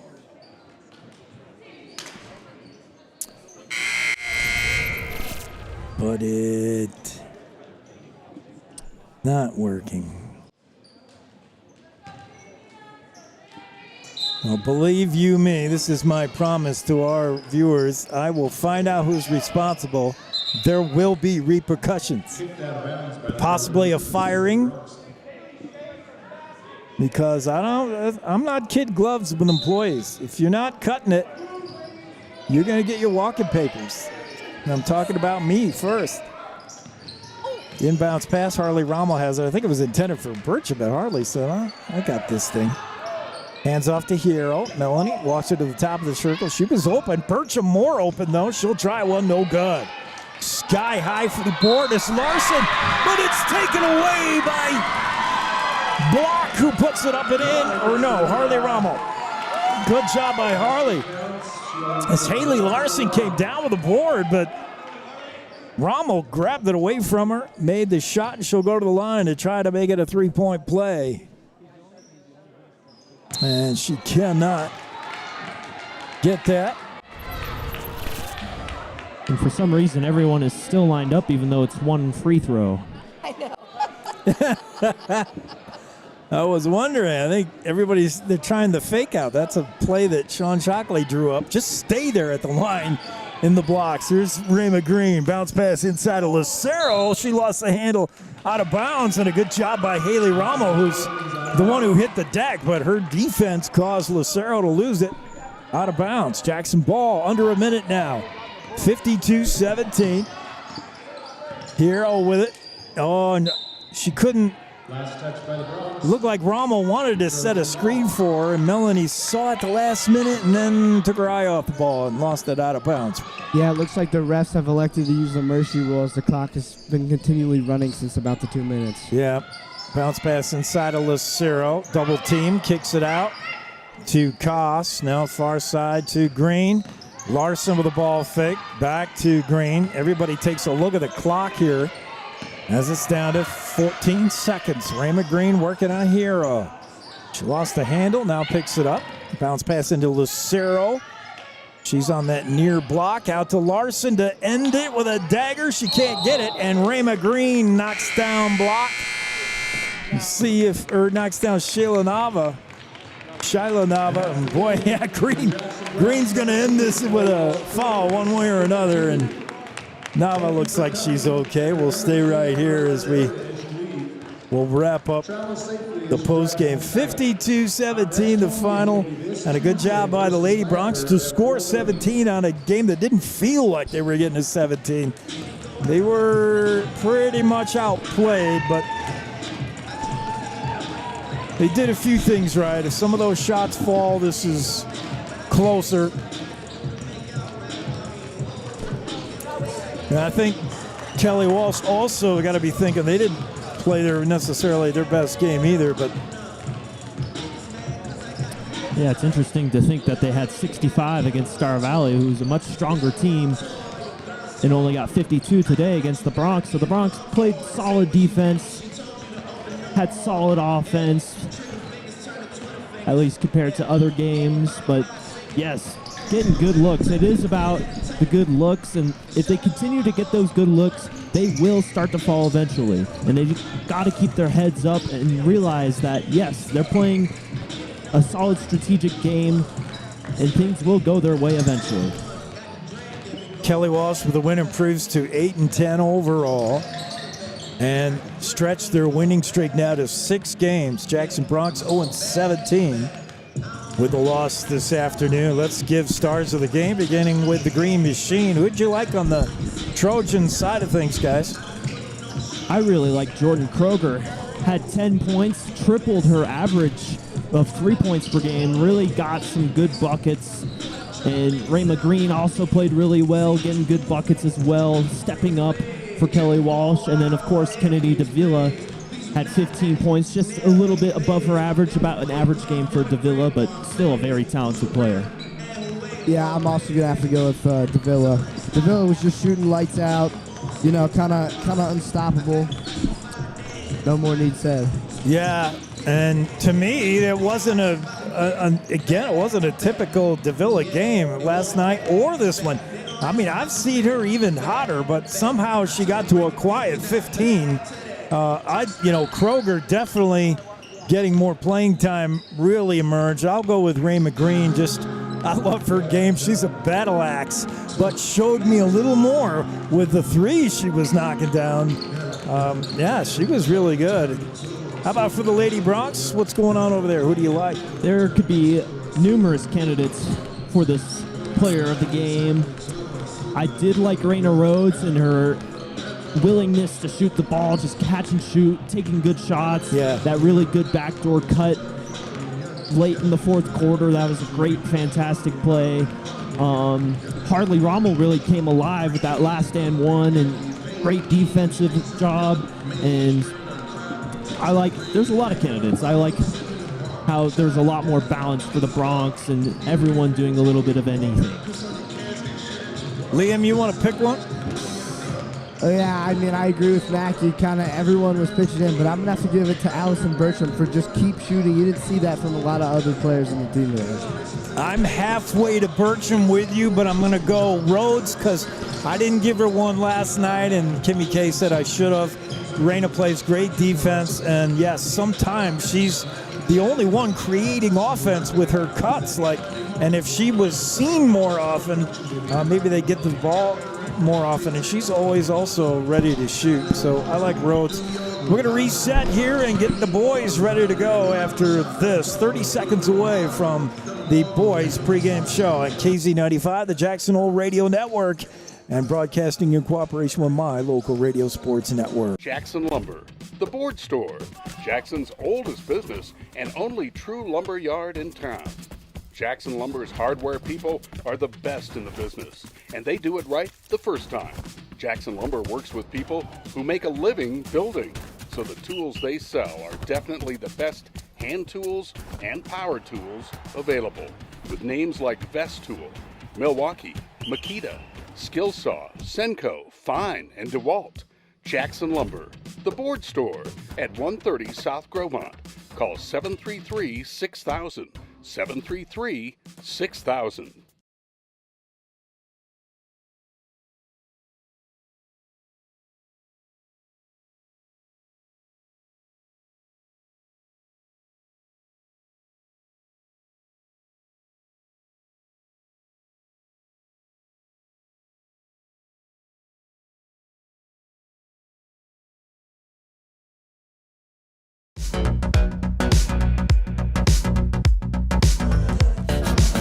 Back courtside awaiting the start of this boys game. Let's talk about what the boys are doing. They're on a bit of a run. Jackson Bronx 6-9 overall. Did I add one? Is that right? They're 7-9. 7-9 with a win last night. Yes. 7-9 overall on a 4-game win streak, and really starting to roll. They did a good job with Rock Springs last night. Rock Springs, pretty good team, and they put them away. That was the big thing. You've been looking for that Bronx killer instinct, the learning how to win. I saw it last night where they took care of business. TCB. Now let's see if they could do it again against Kelly Walsh. As Kelly Walsh a similar team to Rock Springs record-wise, as they're around the 7-win mark, 10-loss mark. Same with Jackson, all very evenly matched, kind of. While Jackson has more of the size, while Kelly Walsh is more of the shooting team, kind of like the girls. Yeah, definitely. Last night it was more of a close game than what the scoreboard said, because a lot of those points came from the end where Rock Springs just kept wanting to foul and keep their team in it. But that was a close game. Both their teams were very evenly matched, and I think we'll see something like that tonight. Yeah, and the Bronx need to show that killer instinct again this afternoon that they showed last night, because as we saw last night against Star Valley, or at least as I saw and Max saw, Kelly Walsh is going to hang around, and they don't go away. You've got to put them away. And the reason they're never really out of a game is because they shoot threes. One of the top 3 ball shooting teams in all the 4A. They're shooting 32% from beyond the arc, and really it feels like that number should be higher, because that's all they do is put up threes. And when you shoot triples, you can get back in games really quick. Kelly Walsh, 3-10 overall for Coach Randy Roden. A few things I noticed last night and watching them throughout the season. Yes, they shoot a ton of threes. Very one-dimensional that way. They don't pound it inside very much. They don't rebound particularly well. They don't have real bigs. They want to get inside, or they want to shoot from outside and keep it a perimeter game. So I'm interested to see how Jackson Bronx want to defend that. Jackson does not play a lot of zone anyway, so maybe they're going to challenge shots. You know who does play zone is Kelly Walsh. They play an interesting 2-3 zone. At times, it's not good. They'll come out, and what you watch, especially early in the game, that 2-3 zone that Kelly Walsh plays, if you bring them out high, if you stay out high at the half court, they'll come all the way out and get you, including the 3 that are supposed to be playing down low. You can get behind their 2-3 zone is what I'm saying, and you can get lost in their 2-3 zone a lot. At times it overcommits, but at times when the game is close, suddenly they play a different brand of the 2-3, and they're swarmed to the ball. So I don't know. You take advantage when they're playing it loosey-goosey and just keep care of the ball when they're playing it tight, because they can ratchet it up on defense when they need to. But basically, they're a 3-point shooting team. You cannot let them get hot from deep, and a lot of guys can do it to you. Both Nichols brothers you're going to see, they can shoot threes all day long. Mason Eager will do it. Really anybody, Barclay, anyone on the team will shoot threes. I think it's going to be important to manage the game for Coach Elliott. Call timeouts when they get running and shut that down. Absolutely, and I think that Jackson's got to shoot really well if they want to succeed in this game. A big reason why Star Valley won is because they are one of the best, if not the best in 4A at 3-point shooting, like Kelly Walsh. So now Jackson's got to go and shoot lots of threes and hit lots of threes. We've got to see A.J. Fowler hit some, see Seb Brunner hit some, and that's going to be huge for Jackson. If they can hit the 3, they will have a lot of success this afternoon. Amen. Yeah, both teams. Maybe the game will be determined on both teams' ability to hit threes. Let's let the boys introduce themselves. The player introductions brought to you by Young Life of Jackson. Seb Brunner, senior. Harrison Ward, senior. Van Baltus, junior. AJ Fowler, senior. Owen Connors, senior. Aaron Larson, junior. Andrew Hanna, senior. Jack Berzay, junior. Mason Orchard, senior. Gavin Keelan, senior. Tyler Zinn, senior. Jesse Larson, junior. Palmer Wetzel, junior. Connor Scott, sophomore. Back to the action here courtside, and then I guess we're not going to have a national anthem. Mads is not ready to sing another one. A little encore. Yeah, there's also no band to play it. Oh, true. Yeah, on another note, the injury to Palmer Wetzel, last night I went down and talked to some friends. Palmer Wetzel tore his meniscus in his left knee, and that is a 6-week injury. Yeah. So that calls him out. That's what Coach Elliott says, like a 6 to 8 time frame, and that's tough. Led by head coach Matt Elliott, assisted by Pete Hoffman, As we'll get our starting lineups and just about ready to get going here in Jackson. No, we will. We'll get a national anthem. All right, then. Let's join that courtside. All rise, and we're ready to play here in just a couple minutes.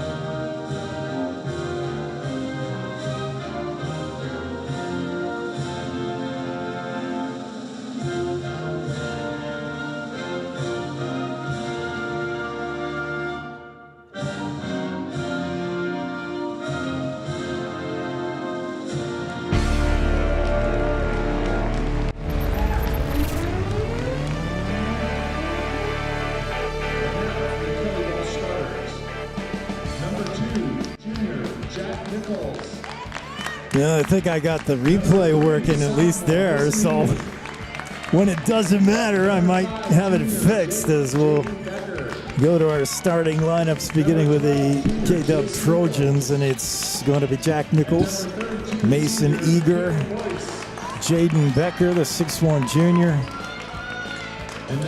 Caden Boyce is their inside big man. He's only 6'2", so it'll be another game where I think Jackson can do stuff in the paint. Well, expect Kelly Walsh's zone to try and limit Andrew Hanna and Gavin Keelan and Mason Borchardt from getting inside looks. Yeah, you might see the three-point Mason Borchardt tonight as opposed to the slam dunking Mason Borchardt. I mean, K-Dub is going to invite Jackson to shoot threes with that zone, but I'm telling you, it's a weird kind of 2-3. Well, they'll come way out to challenge, and they'll get sloppy back inside. I think you can get in behind and watch the backdoor cuts, baseline cuts. I think Jackson can get down low on this team as we get ready to tap it. It's going to be Boyce against Borchardt. Caden Boyce is 6'2 senior, averages 4 points a game, as Kelly Walsh in their greens. Boyce didn't even jump it there as gives respect to Mason's vert. Boyce just going to save his energy as Jackson will start with the basketball here, working around the perimeter. And a kick there as Seb tried to bounce pass to Hanna, but it was Jace Nichols who got the foot on it. And we'll reset, try it again. Keelan in this near corner to Borchardt. And yeah, the Trojans in that classic 2-3 zone, and it just sort of bends and warps to the ball as Borchardt tries one, no good. That's off AJ's hands, out of bounds. So Trojans get the ball now. No score, just underway here in the first. Yeah, you see them just trying to limit Andrew Hanna. The Bronx were really trying to get it to him, but Kelly Walsh's zone was not having it. There's Jace Nichols with it now, gives to Eager. Mason Eager working on Hanna. And it looks like the philosophy is going to be man up on Eager. Eager is really good at everything, and he puts that in. He is, the sophomore is the big threat on this Trojan team, I think. The Nichols brothers, pretty good, but it's Eager is the most dangerous guy on this green team. Yes, he is. 15 points per game, and he's still got 2 more years to go. Man, how about that? As Nichols out to Becker. He drives, tries one over the top of Borchert. No good. Mason with the board. Good job by Mason to play defense and get the board. And Mason now kicks it over to Seb Brunner. Seb to Borchert.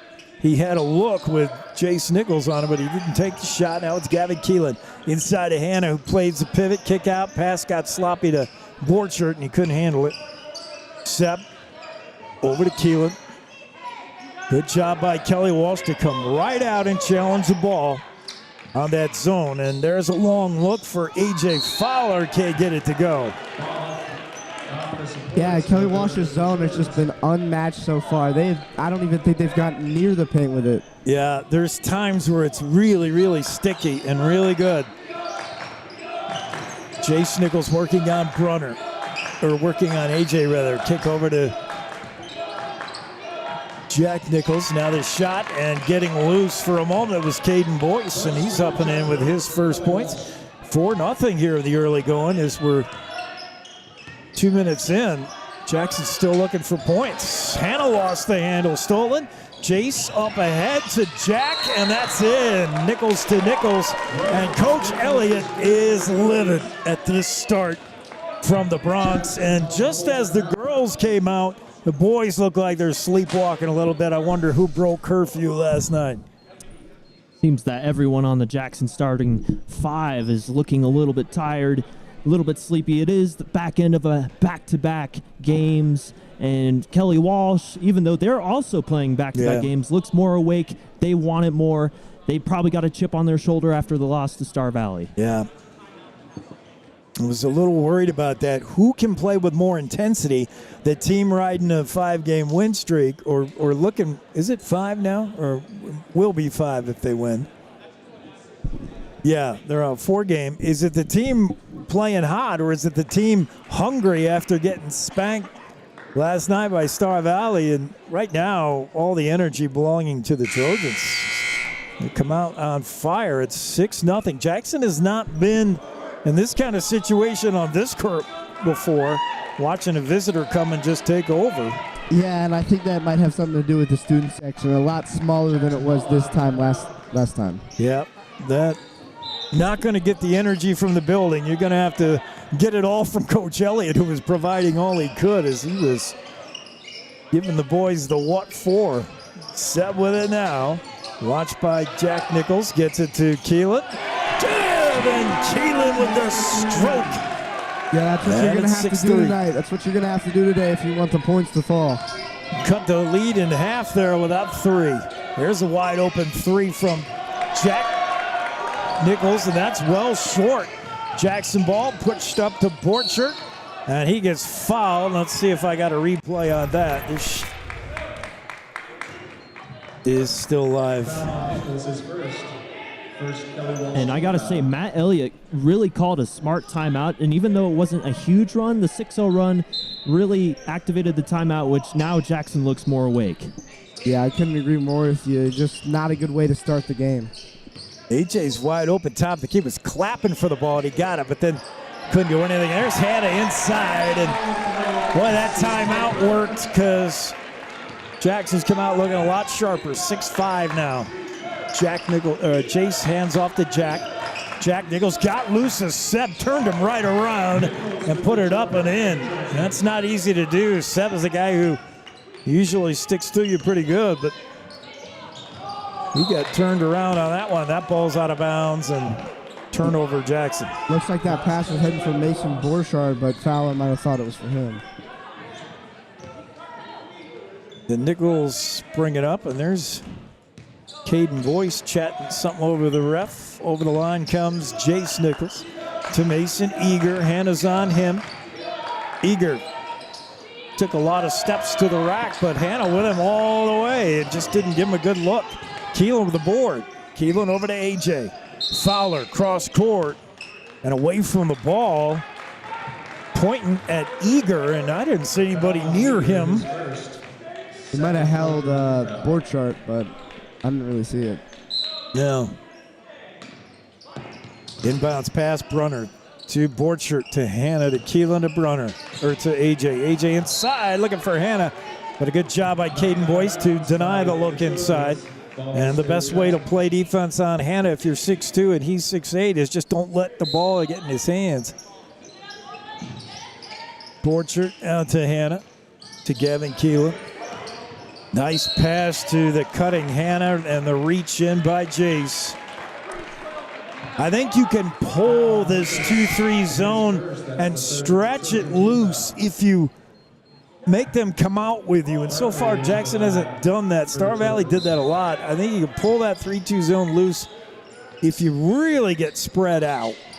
There's Seb Brunner with a long three. Good, and he's tied the game. 8-8. And Jackson so far doing a great job getting the three-point shots and converting on those three-point makes.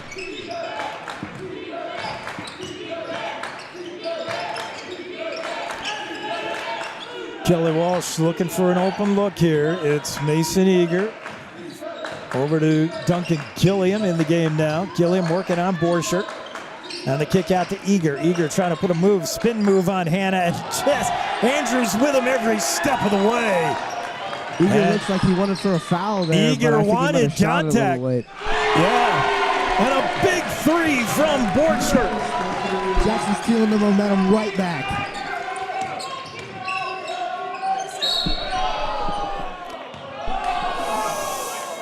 And a foul in there. Mack wanted the travel, but it's going to be a foul. Maybe a makeup call for the foul on Eager. Yeah, and I didn't see. I know Eager wanted, but it was Eager that initiated any contact, or if there was some, and there wasn't a lot. Here's Mason Eager working on Borchert. No good. A good job by Mason to provide defense without drawing the foul. Brunner over to Keelan. Pump fake. Keelan took a ton of steps and can't get that shot to go as he Euroed his way to the rack inside of Boyce. Boyce turn around on Gavin Keelan. Go. I thought Gavin was going to get it. He got a piece of it, I think, but not enough. That was just too easy for the Kelly Walsh Trojans. Really good hook shot right over Keelan, but Keelan's got to contest that a little bit more. A.J. Fowler checks out. We're getting our first look at Owen Kana. And for the Trojans, Jaden Becker's going to come back in along with Caden Fagel's first action. And Caden Boyce takes a break. So there's really no bigs inside at all for Kelly Walsh. Let's see if Jackson can pound the rock inside. Owen Kana hits it over to Gavin Keelan. Bo Barkley in the game now for Kelly Walsh. Nice baseline drive there by Borchert. Rebound Hannah. Hannah missed the rebound, but it's going to get fouled on his second attempt to put it back. And there was actually no foul call, but it was just out of bounds. It looked like he got fouled, though. Looked like Becker got him on the arm. No call. Out of bounds. Jackson ball, 2:27. They're up one. Borchert floats one to Keelan, who goes inside to Hannah. That's a nice play, and that works. Andrew Hannah makes it 13-10. With a little bit over 2 minutes to go. Becker works it to Caden Fagel, far side. Fagel, top of the key to Barclay. Bo Barclay backs Kana right into the paint, and then the shot comes from Duncan Gilliam, but it's no good. And a good job by Kelly Walsh to get the rebound. Long one from Barclay, doesn't go, and rolls right out to Bo. He'll try again. Barclay just gave it up, threw it right to Hannah. He wanted Gilliam, but it's not a good pass. Wide open is Kana, waving for the ball. Gets it and just misses off the back iron, but Jackson's got a rebound. Seb will try a long three. That won't go. The rebound pulled down by Gilliam. Now neither team can make one. 13-10 Jackson with a minute and a half to go. Becker in the lane. Kick out to Jack Nichols, rather. Jack spin move in the lane. Good. And Jack Nichols, that's twice he's turned Seb around to get a look. Nichols with the basket for the Trojans. 13-12, Jackson up inside of Hannah. There it is. And there's nobody. If they can get it to Andrew, there just isn't any height on the floor now for Kelly Walsh. Yeah. And an unforced error there by Kelly Walsh. Yeah. And on the top of it, Andrew Hannah is picking up right where he left off from last night. Now with 6 points early. Coach Rosette recognizing it, gets Caden Boyce back in the game. Boyce is the answer to Hannah. Have not seen Bollinger, who is the tallest player on Kelly Walsh, the 6'4 sophomore, but Bollinger turned an ankle last night. He did return, but I'm wondering if that just felt bad on him this morning. That's a pass intended for Eager. Didn't get there. Stolen away. Jackson ball. Kana finds Seb on that far point. Seb floats one into Hannah. Beautiful catch. Hannah kick out. Borchert, he'll try three. Good! Mason Borchert. And great awareness by Hannah to recognize the open board chart for the easy three. That was a good feed from Hannah. Here's Jace Nichols working on Borchert down to 25 seconds. And now lost the handle as Becker. Seb steals it. Seb to Owen Connor. That's up and in. What a play by Seb Brunner and what a finish by Owen Connor. Jace Nichols with it down for the Trojans as the home crowd coming alive here. Jack Barazay with a rebound, down to 3-2, and stolen away by Becker. His last second shot, no good. Let's see if I got a replay there. I don't think I do. I'm betting I don't. No. Okay, 20-12. We got to take a quick break. We'll come back with the second quarter. Jackson up in this one after a sluggish start. You're listening to Bronx Basketball on KZ95, the Jackson Hole Radio Network, in cooperation with MyLocalRadio.com. He runs across, goes to the red part of the section. Black team has it. White team is not playing people down like they did before. Oh, it looks like they're lining up to do something. And shoots, and boom goes the dynamite. Oh, he's gonna get more than one shot. Oh, shooting again. And the dynamite does not go boom that time. Play-by-play is hard. So is Jackson Hole Real Estate. Get a pro. McPeak Group proudly supporting the Bronx on their march toward a state championship. You're watching and listening to live. Liam's play-by-play, by the way, has gotten better since he cut that ad last year, but not much better. He's not ready for the big seat yet. Maybe. Next year you can run this whole thing, Liam. I got to retire. What do you mean? You're not that old. You're like 97. KW with the ball. They got sloppy with it. Loose now, and he gets all kinds of scrambly. And Kana grabbed it. And a jump ball. There was a travel on Owen Kana, and so for sliding, yeah. I like how Jackson's upping the tempo as they ended that quarter now early here in the second quarter. Jackson, they definitely woke up. There's Eager with a long three. Good, and that was over the top of an outstretched hand from Hannah. Eager, pretty good from triple. Nice float pass into Hannah. He draws the foul. And yeah, I think Jackson's got to do a lot of that. They did it last night because Rock Springs doesn't really have a big. Kelly Walsh even more so. Just can't play a down low game. Don't have the personnel to do it. Hannah will go to the line. Jackson up 5, chance to stretch it to 6. Good. He spun that nice. Hannah hasn't been very great from the line, but he's gotten better the more chances he gets to go. And it's the more I nag on him, is the better he's getting. I should get assists on some of these, and he's got them both. 22-15. Hannah makes Kelly Walsh pay, and here's Jace Nichols. Gets a screen from Eager and tried to give it back to him, but Hannah has seen that one before. Hannah looks like he wanted it to be Jackson's ball, but I think he might have touched that one. Yeah, I think he knocked it out. It was the pick and roll. Hannah read it all the way. Here's Jace Nichols with a drive. Kick out to Jack. Jack with the ball fake, trying to get loose to Seb. Can't. Here's Eager in the lane. He got met by Barazay and Hannah. And now the ball out of bounds to the Bronx. Good defense. Eager attracting a lot of attention when he drives, as well he should. 7 minutes. We're a minute gone. Seb airmailed that one intended for Borchert, and darn near went into the popcorn machine. And that has been a problem this game, is when Jackson gets rushed, they start throwing passes that are way too high and hard, sailing out of bounds. That's all adrenaline. You got to play with that in check. Mac, you talked about it. Handling your emotions, channeling them. Good job, Seb Brunner with a block on Jack Nichols. Borchert picks up the garbage, and here comes Seb again. Brunner pulls up a dribble, finds Barazay. Barazay with more time now with the injury to Palmer Wetzel. If he weren't with us yesterday, Wetzel done for the year with a knee injury. Good ball movement here by Jackson, but they can't get a look as that 2-3 zone is quick to react. Oh, there's a baseline, and it's Borchardt. Mason Borchardt making it rain from three so far.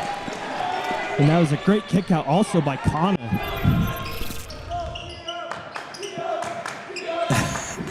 Dude, I am going to throw this computer down on the court. 25-15, 10-point lead for Jackson. And I'm just going to give up on instant replay. Do everybody a favor. Here's Hannah with it now. Double team. Gets it to Barazay. Kick out. Kana, he'll try the three. That fails to draw iron, but Borchardt on the backside. Borchardt from almost in behind the backboard missed. But there with a putback is Hannah, and he goes down. And if it's not a foul, what's the whistle for? A travel. A travel. I try not to be too harsh on the refs, but that one was not a travel whatsoever. Okay, then. Yeah, the refs, I mean, it's not a job anybody wants, and they can't get anybody to do it, so we will not harp on them. But, yeah, I didn't see it that way either, Lynn. Here's Mason Eager, and he's going to have a night against Hannah, or an afternoon. That's tough. Here's Bo Barclay. Nice spin move, and Barclay finishes. And Kelly Walsh needs that. We saw it last night against Star Valley. The Trojans never out of it. So if you think you've got this, your foot on their throat, you put them away, don't be too sure. They never go away. Around the perimeter, Jackson. Seth Brunner lost the handle for a moment as Eager poked it loose. Cross court, Borchardt from that spot again, no good. Rebound though, Keelan, and he got contacted. It's either Eager or Barclay. They're going to say Barclay. And the Bronx have been doing a fantastic job getting those offensive rebounds. Great job by Keelan to recognize where the ball is going off the rim. Yeah, Jackson has also been doing a good job not fouling. Brunner to Fowler to Hannah. Far side set Brunner with Mason Eager on him. Out to Keelan. Keelan backs up. You see just the Trojans react to ball in that zone. There's a Borchardt shot, no good. Seb with a nice rebound. Brunner bounce pass into the pivot. Hannah gets it right back. Now Keelan, and they whistle foul on Hannah. 3 seconds in the key, I would believe. Okay. Hannah camping out in the paint is going to allow the Trojans the ball. 25-17. There's a long three, top of the key, no good by Eager, but the rebound into Jack Nichols' hands, and then Fowler immediately fouls him. That's the first on AJ, and the first team foul of the quarter for Jackson. Neither team really in foul trouble at all. As Jack Nichols backs Seb into the rack and now kicks it back out. Barclay working on Fowler. There's the feed to Boyce. Caden Boyce inside, no good. And Keelan might have contacted him. Gavin wanted to travel on Boyce, but he's going to get a block on himself, his first. Not a ton of contact there either, and kind of a ticky-tack whistle. Boyce to the line, 53% free throw shooter. And he's true with that one. Caden Boyce, the 6'2 senior, he's got a tough row ahead of him this afternoon trying to deal with Jackson's size. Hannah, Keelan, Borchardt, that's all going to be Boyce's responsibility if we don't see Jonah Bollinger. And I, again, do not see him, at least with the warm-ups off. So that ankle might be troubling him. Boyce converts there, 25-19. Little over 4 minutes to go. Bronx started this game down 6, and Coach Elliott called a timeout and was red in the face. And since then, Jackson has woke up. Pass inside of Keelan. That might have been one pass too many. As the Trojans poke it loose, here comes Caden Fagel. Fagel waits to get AJ in the air and then puts it up, can't get it. But Fowler commits his second. Fagel to the line. And Connor's going to go right back into the game for A.J. Fowler as he picks up his second personal. Yeah, Connor's been playing very well so far. Very disciplined on defense and shooting really well. Moves the ball well, too. He's a good passer, sees the court well. Fagel good with the first of 2. Caden a 42% free throw shooter. And it's a 5-point game. That one too short, and Keelan gets the rebound. Up ahead to Seb. He wants to run. Cross court, board shirt, one-touch pass to Kana. Kana all the way across to Seb. I don't know if that was the intention. Oh, but it works. And you could say it's just like they drew it up. Yeah, that's how you planned it. There's Eager. Oh, the baseline reverse layup, and he walked his way along the line. But they let it go. Seb Runner hands off to Keelan. 27-22. Jackson up. Borchert watched by Barclay. Gets it to Keelan. Now gets it right back. Oh, the pass intended for Keelan, but he was going the other way. Here comes Jace Nichols all by himself. Seb with a good defense. Does not commit a foul. Jace did a good job to hang in the air and delay the layup, but he just couldn't get the shot to go. Kana intended for Keelan. Knocked out of bounds by Barclay. Jackson ball. 2:55 to go in the half. Jackson up by 5. And Jack Bereзе checks in for Owen Kana. Seb with the ball now. It's that pass to Hannah off his hands. Barclay covered the other way. And good defense by Keelan. Got a piece of the ball.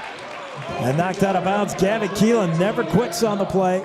Yeah, Keelan very patient there, waiting for him to put it up so he could slap it against the backboard. Yeah, fantastic transition defense. Despite having 2 turnovers on consecutive possessions, Jackson doing a really good job in their transition defense, stopping Kelly Walsh from scoring.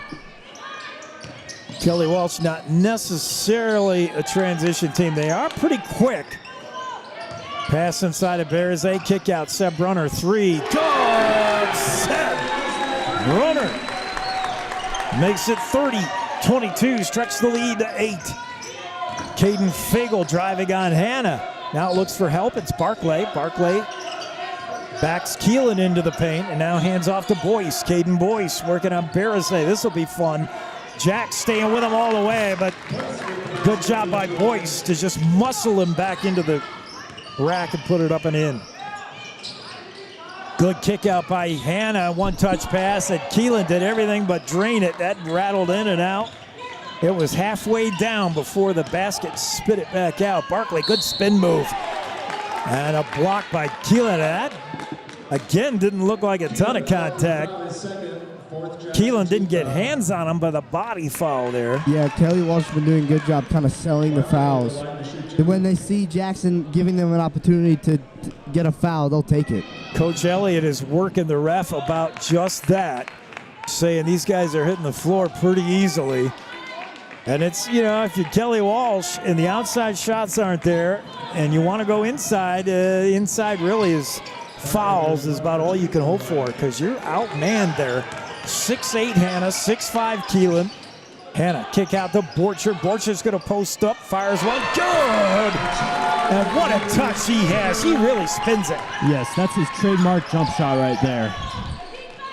Baseline here for Duncan Gilliam. He works it out top of the key. Here's Fagel. Back to Gilliam. Gilliam on Borchert. He'll try over the top of him. Good! That was a nice shot by Duncan Gilliam, the 6'4" sophomore. He averages 3.5 a game, and that was pretty, right over the top of Mason. Baseline Keelan, I thought he was going to take it. Now he'll drive and can't get that shot to go. Too short, down to a minute. As the ball goes into the scorer's table, it'll stay with Kelly Walsh. And if I had a nickel for every time Jace Nichols pushes the hair out of his eyes, I'd be rich.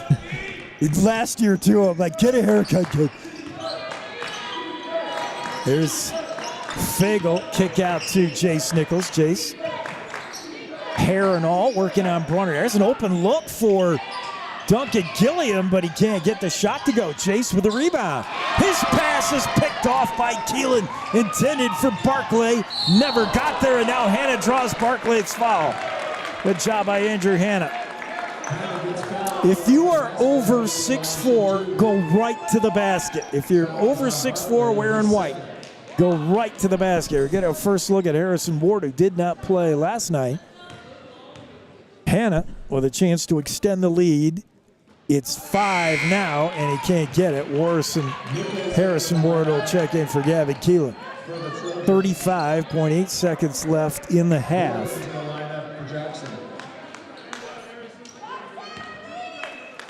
The Jackson is now Berzay, Ward, Hannah, Brunner, and Borchert, and Hannah comes up empty on both tries.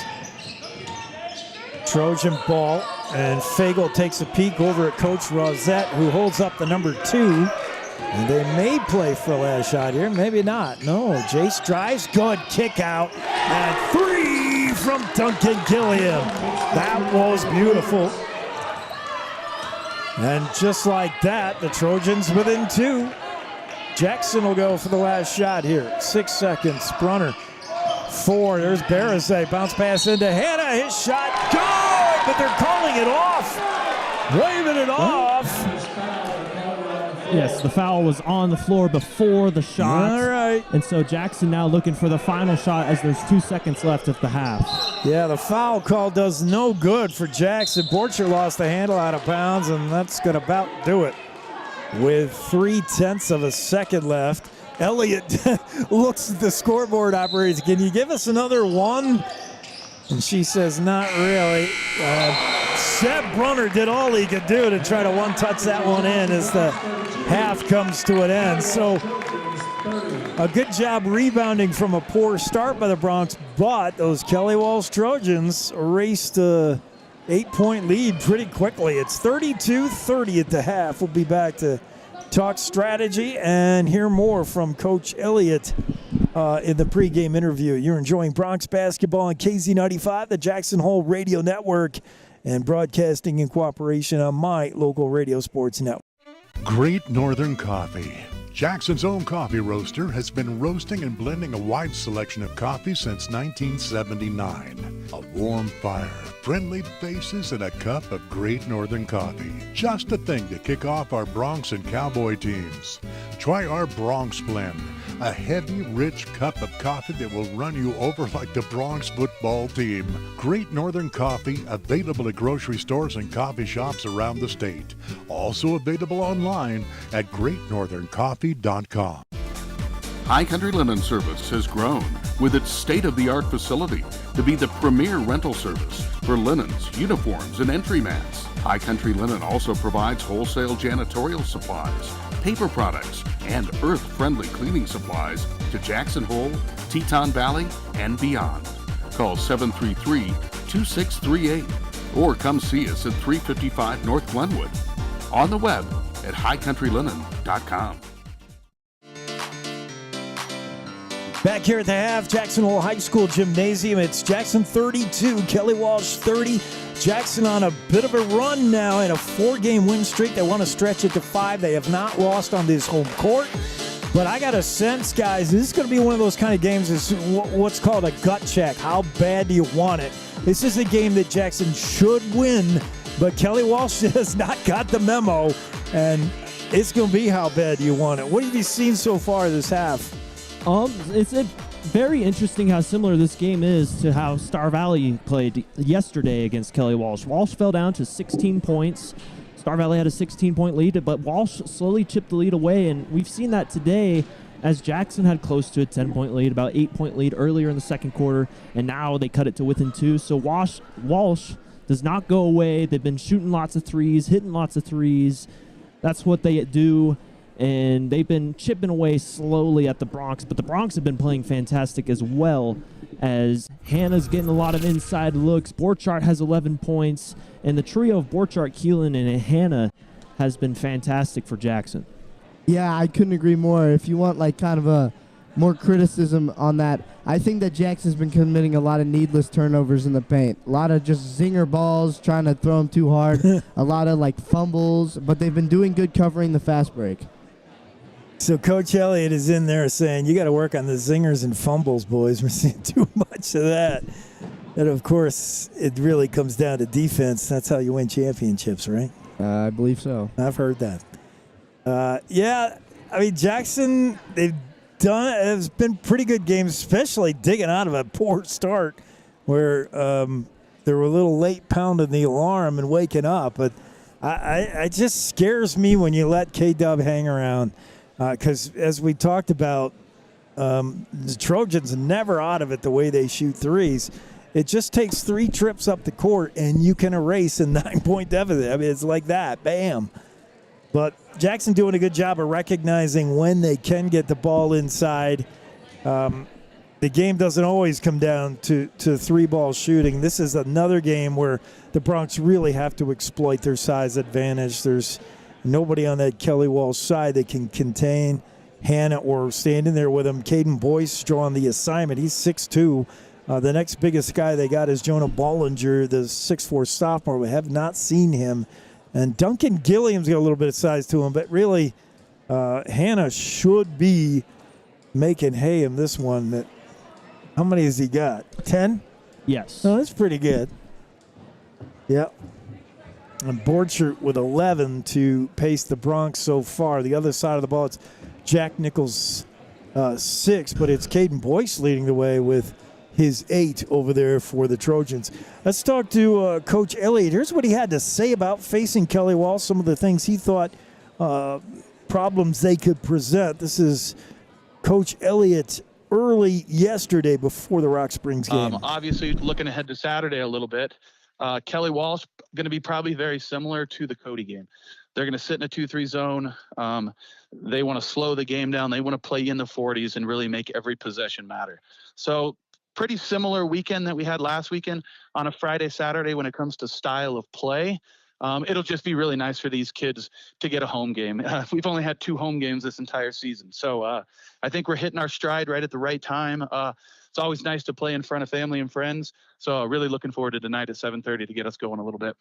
Yeah, Coach. And he talked a little bit about that 2-3 zone. So did we, about the Trojan 2-3 zone. It really, more than anyone else who plays zone in the high school level in the 4A, the Trojans' version of zone really reacts and bends and manipulates itself to the ball better than I've seen. But the downside to that is they can tend to flock to the ball and leave backdoor stuff open, leave underneath the basket open. So I think you got to recognize that zone, make them come out and get on the ball, especially if you can draw 2 guys to you. Somebody's open. I want to see somebody off ball get open. Mac, one time I remember in the first half you were pointing at Owen Kano over here that was open on the baseline. But, yeah, stuff like that. That 2-3 zone, you can get lost in there the way the Trojans play it if you're off ball. Absolutely. I think Jackson's got to look for those corner threes a little bit more because usually it's better to feed the post as well when you're in the corner, not from the wing. Corner threes, Star Valley saw a lot of those last night on this zone. And I wonder if, maybe Jackson can adjust and try to figure that 2-3 zone out. They've done a good job. This is not going to be a game that'll end in the 40s. We got 32-30 at the half, so this will be pretty high scoring so far. At least they're on pace for that. Liam, what did Elliott say in the locker room? Well, Elliott's like, we got to limit the turnovers because the turnovers are what's killing them. They've been doing a good job covering it on the fast break, but the more turnovers, the less time you have for taking shots and increasing your lead. What they have been doing good, though, is a lot of the guards have not been driving to the paint, which is good because they're just giving it to Andrew Hanna, and he's been able to just make that happen like he did last night. Yeah. And they have been unforced errors, and you're right, like zingers. And I don't want to put it all on Seb, but it's like football when you're playing against a zone defense, a zone secondary. You've got to be on the same page, passer and receiver. So what you see as Seb is, I got Hannah here, and sometimes you're not right with it. But so far the errors have been Seb is just firing them, and they're not close. Not even Hannah could pull them down. Some of them have been too hot and too high. Some of the floaters Hannah's made, we don't give Andrew enough credit the way he catches passes. Really good at that. Yes, some of the passes you're like, how does he catch that? Yeah. Like he'll be like, the pass will be sailing out of bounds, and then somehow with his extremely long arms, he just gets it. It's amazing. Yeah, you got to give him a chance to catch it. So when you just fire one to the ceiling, that's not going to help. Like Give him a chance to catch that ball. There should be height advantage there. I mean, if Andrew's got his hand up and he's in the paint posted up, float one to his hand. He's just bigger. And I just want to see Jackson doing more of the Andrew Hanna thing. As we're just about ready to go here, about a minute from tap, and I'm going to take you down courtside as Coach Elliott is coaching them up fast here. Jackson come out and shot a little bit. Now they're going right to the bench sooner than Kelly Walsh and chat things over. One thing, I don't know if it means anything, but Coach Rosette for Kelly Walsh, I've noticed, does not call many timeouts to stop the flow. He saves them for the end, I guess, but he very rarely calls the timeout. Yes, I think Coach Rhodes is his name. Rosette's the coach for Rock Springs. Coach Rhodes. Randy Rhodes. No, is it Randy Rhodes? I believe it's Randy Rhodes. Randy Roden. Yes, not Rhodes, not Raina Rhodes. Yes, Roden is a great coach for Kelly Walsh. Won a state championship back in 2019. Is that right? Yes, and yeah, it's very interesting. This is the first trip that Kelly Walsh has come to Jackson in 4 years because they switched with Natrona. So Kelly Walsh isn't used to this building. Yeah, that could be something. Yeah. Yeah, the student section is not very. Last night's student section, it's like, I don't know, probably 20 kids there. Yeah. Not on their feet, not very enthusiastic to be here. I mean, Jackson has not made it a hostile environment on a Saturday. We kind of knew that would be the deal. Everybody's out skiing, doing the Jackson thing. But being in a new building, just different sight lines sometimes can bug shooters, especially for a team that shoots and depends on, that same look at the basket. But, yeah, I didn't realize that. Trojans not here much. As we're ready to get back to the action, Jackson with a 32-30 lead. They have the ball first. Mason Borchert floats one in. Hanna, who kicks it right back out to A.J. Seb. Has an open look, and he's well short with that. And the rebound pulled down by Boyce. Here comes the Trojans. Jace Nichols with it. Gets a screen from Eager and drives A.J. back into the block. And now they'll kick it back out. Here goes Jack Nichols to the rack as he got loose from Seb again, but he fails to convert the layup. Runner with the ball, floats one to Hanna. That time, Hands got on it. And we were talking about those passes to Hanna, and that didn't connect either. Good job by Kelly Walsh to deny Jackson's big man the ball. And here's Gilliam Duncan. Hands off to Jace Nichols, spin move, and gives it to Eager. Eager's seen plenty of Hanna all day. Eager with a nice pass to Boyce, but that's out of bounds. Jackson ball. Tricky pass from Eager to Jaden Boyce, a little too tricky. Caden Boyce couldn't come up with it. And so far, both teams getting a little sloppy offensively. Yeah, not sharp at all. Here's Hanna working on Boyce. Right to the rack, can't get it to go. Hanna had the right idea. Borchert gets a pass from Brunner. Another floater into Hanna. Turn around, good. And you just have to do it. Just like triple shooters have to keep at it, you got to keep at trying to get the ball to Hanna because it's there. Nice move there by Jack Nichols, who floats one in on the penetration and keeps the Trojans within two, 34-32. 6:15 to go in the third. Hanna bounce pass inside of Fowler, who got loose on the baseline. Couldn't get the shot, but Gavin Keeler with a rebound. Yeah, Jackson's been rebounding so well, and I think you got to credit that to their proportional height advantage. And there's a timeout after I said Coach Roden doesn't call it, and he wants one there. And he may be talking about rebounding, but yeah, the advantage, Jackson, the height advantage is going to have them rebounding better, you would think. Yes, as Andrew Hanna's doing whatever he wants. He's got 12 points. And Hanna, note on Hanna is he's developed a hook shot, something that we haven't seen in the past. And I really love how he's developed that hook shot. That's a deadly move, especially when you're 6'8". Shields the ball from the defender. You really can't get the ball on that hook shot unless somebody comes backside and helps. You're right. And I'd almost rather see Hanna shoot the hook than his other mystery miss shot. But, yeah, it's become real sweet shot for him.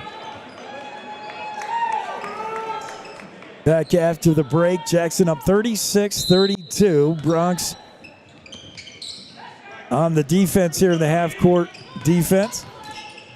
Kelly Walsh, Jack Nichols right to the lane. Seb has got his hands up, palms up skyward. I think he was looking for help there. Jack Nichols has gotten by Seb a couple times here. Hannah kick out to Seb. Brunner. Far side, A.J. Fowler. He tries a long 3. That's short. And the rebound pulled down by Eager. Mason Eager hands it off. Bruno going to take it himself. Drives right block. Kick out. That's Duncan Gilliam. Tries one over Borchard, and Mason gets all ball.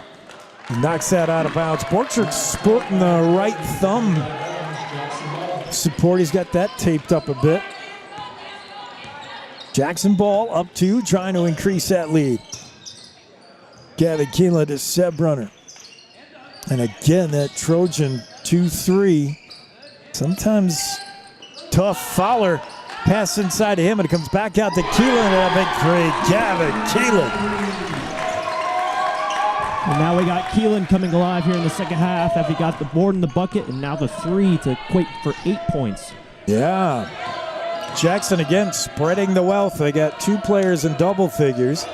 Seb with 6 and Keelan with 8.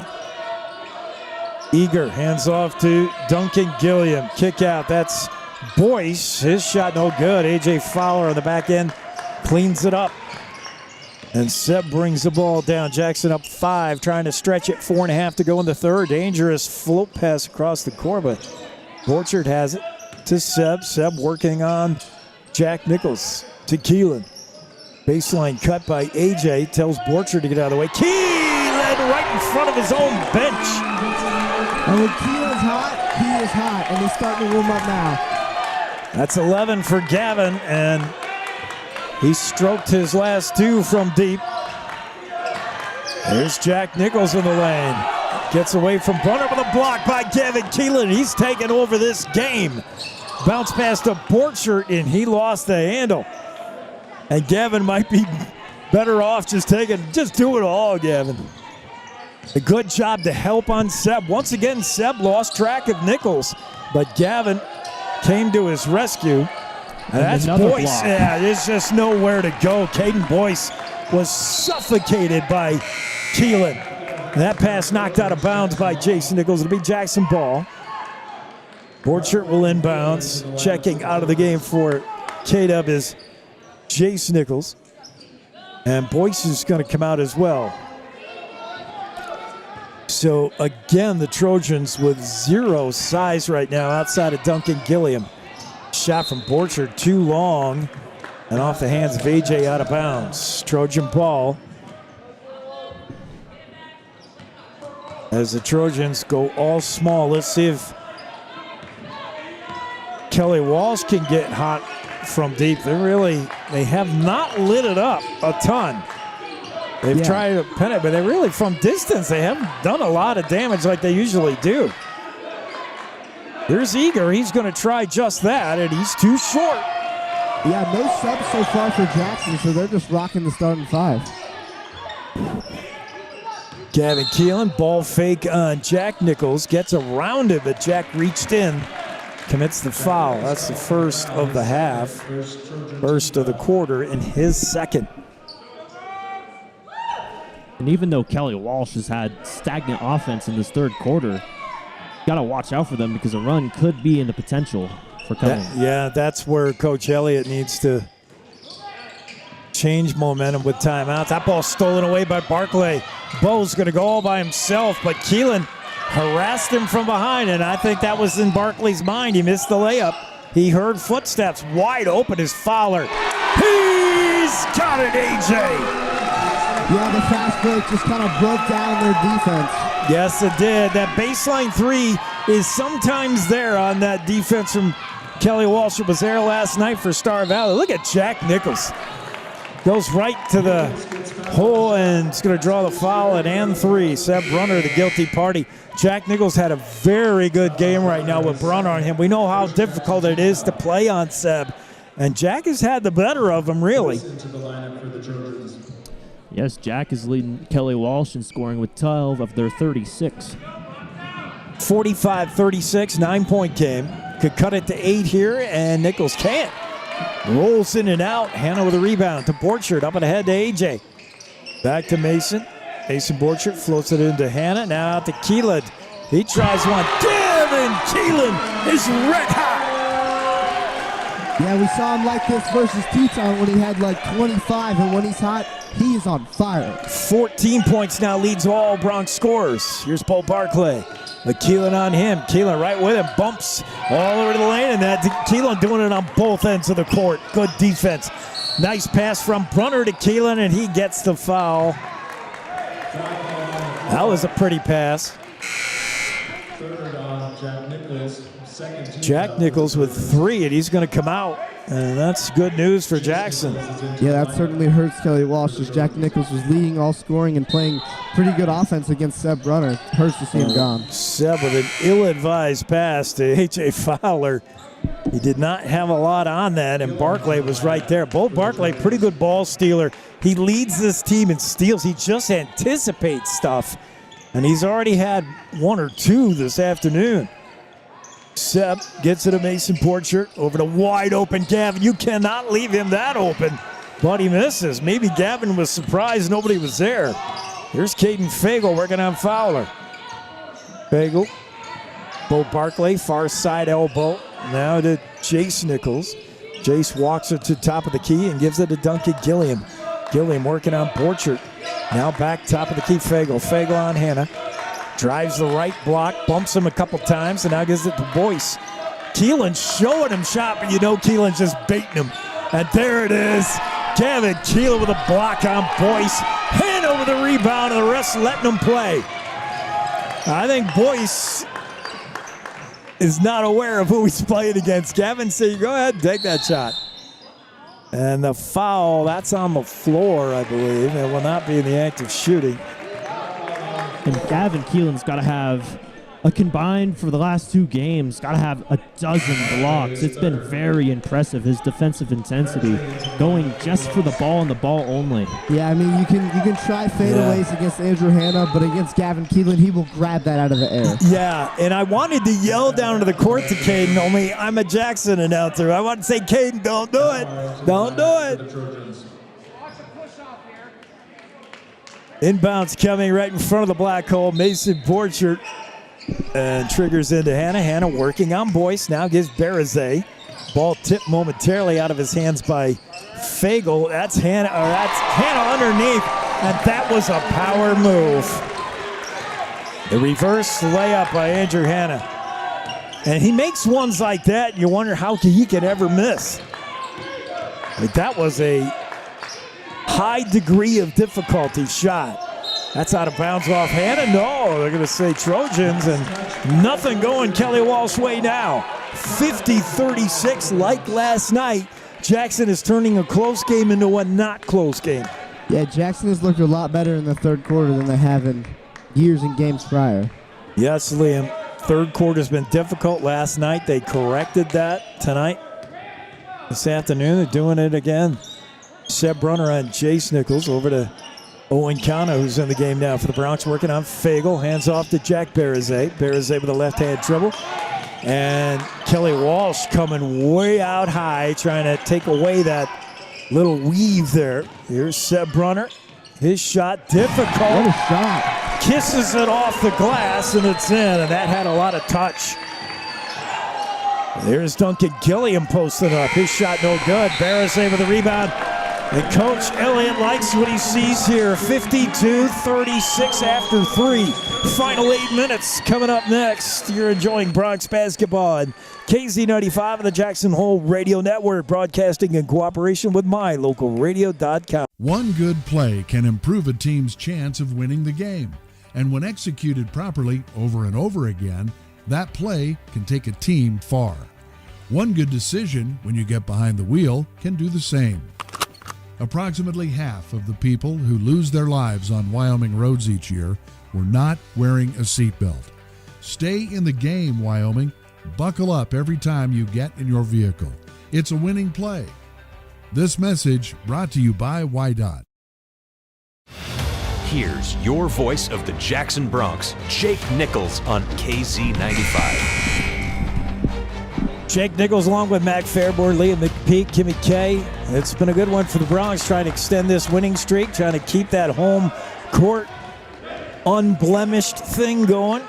And they're taking care of Kelly Walsh. And they have a chance to make history. This would be the first time under 4A that they sweep the Northwest. More info from Mac Fairborn's Elias Sports stat book. He keeps it all in his head. It's amazing. Frightening what's in that head of his. McPeak just bangs the one-note drum, defense, defense, defense. And defense wins championships. Yeah, and Mac comes up with the crazy stats. Meanwhile, driving the lane and a block on Jackson. The foul's on Harrison Ward? Or the third on, I got it backwards, third on Seb. To the line is Jace. He gets a friendly roll and puts it in. 52-37. We're in the fourth, just underway. And Jackson is trying to put the Trojans away, but we know that's more easily said than done. Seb with it now, and yeah, you just don't want fruitless trips down the court. You want to take care of the ball here and get good shots. Hand it to Mason Borchert. Keelan, Borchert is going to post up, and that's good. Borchert's jump shot is unmatched. It's really just insane how he makes these shots. Yeah, he gets such great height. He's in the air for what feels like 8 seconds. What a nice shot there by Fagel. And Kelly Walsh has an answer. Hannah kicks it out to Owen Kana, wide open for a three. That shot won't go. Good board by Gilliam. Took it away from Baraze and Hannah. Here's Jace Nichols working on Seb Brunner. Dishes underhand to Carter Alver, who's seeing some time. Mason Eager spinning the lane. And guess who he meets? Number 21. Eager's going to see Hannah in his dreams tonight. Jace Nichols, far side elbow. Eager tries to get loose of Hannah. Nice screen set up there by Gilliam. Got him loose for a moment, but the shot no good.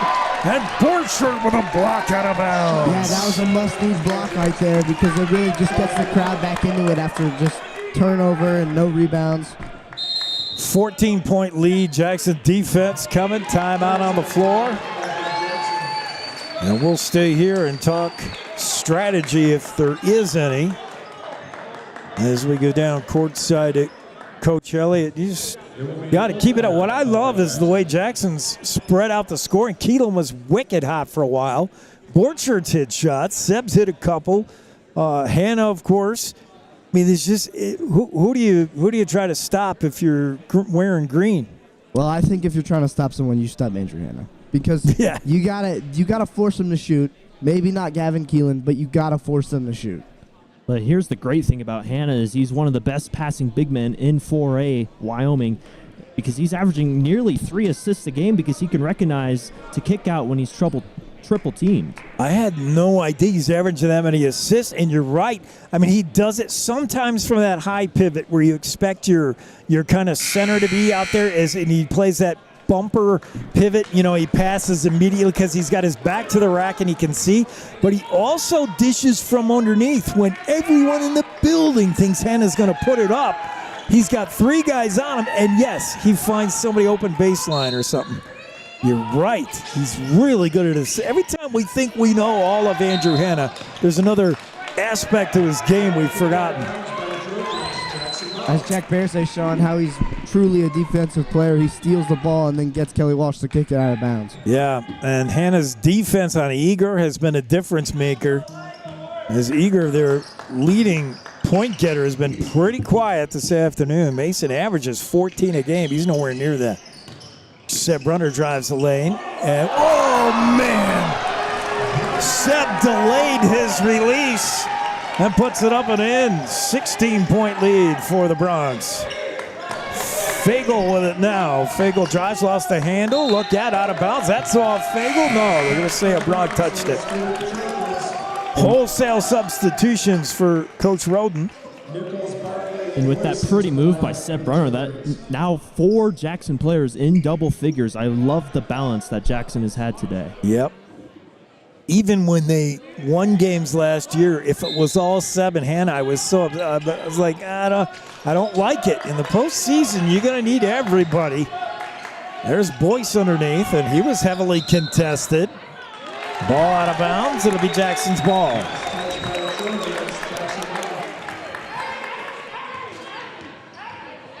Coach Roden has gone to a few bench players. I don't know if he's resolute on the game being out of hand, but there's Hannah, lost the handle, out of bounds. Andrew tried to save it with a pass to Kana, but just out of bounds. Just under 6 minutes here of the fourth. Jackson up 16. That's not enough against Kelly Walsh, but they have not been hitting threes today, and that's their game. Carter Alver with it now. Kana chasing him 10 on 10. And oh boy, I thought Kana was going to draw one for whacking him as he chased him, but was that a bad screen? Yes, an illegal screen, and the Jackson defense really coming alive this half. I think Kelly Walsh hasn't scored in double figures as a team this half.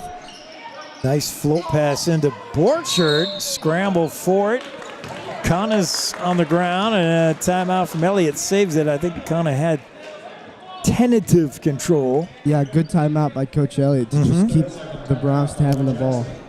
We'll stay here and look down at the Jackson bench. I want to get the most use of my second camera. At least that's working.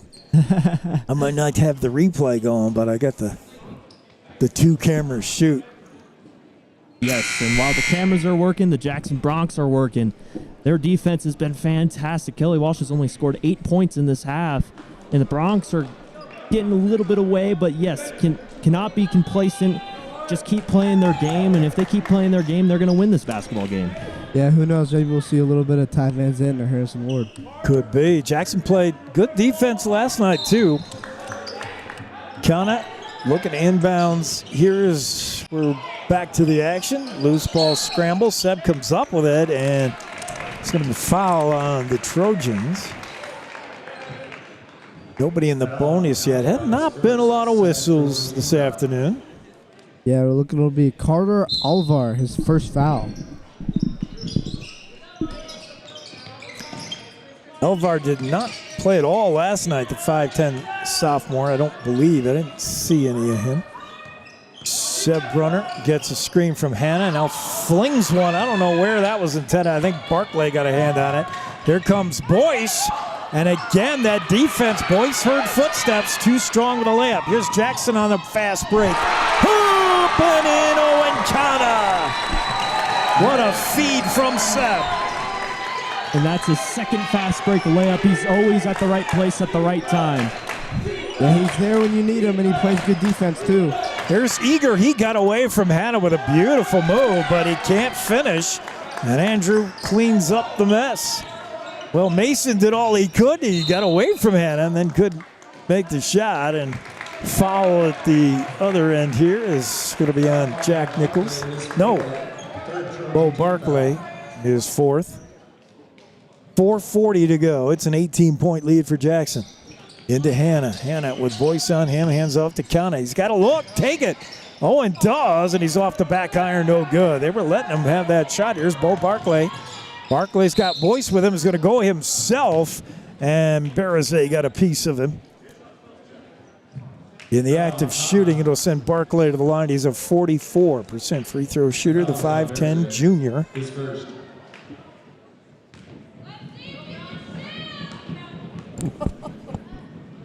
Barclay's got 3 on the afternoon.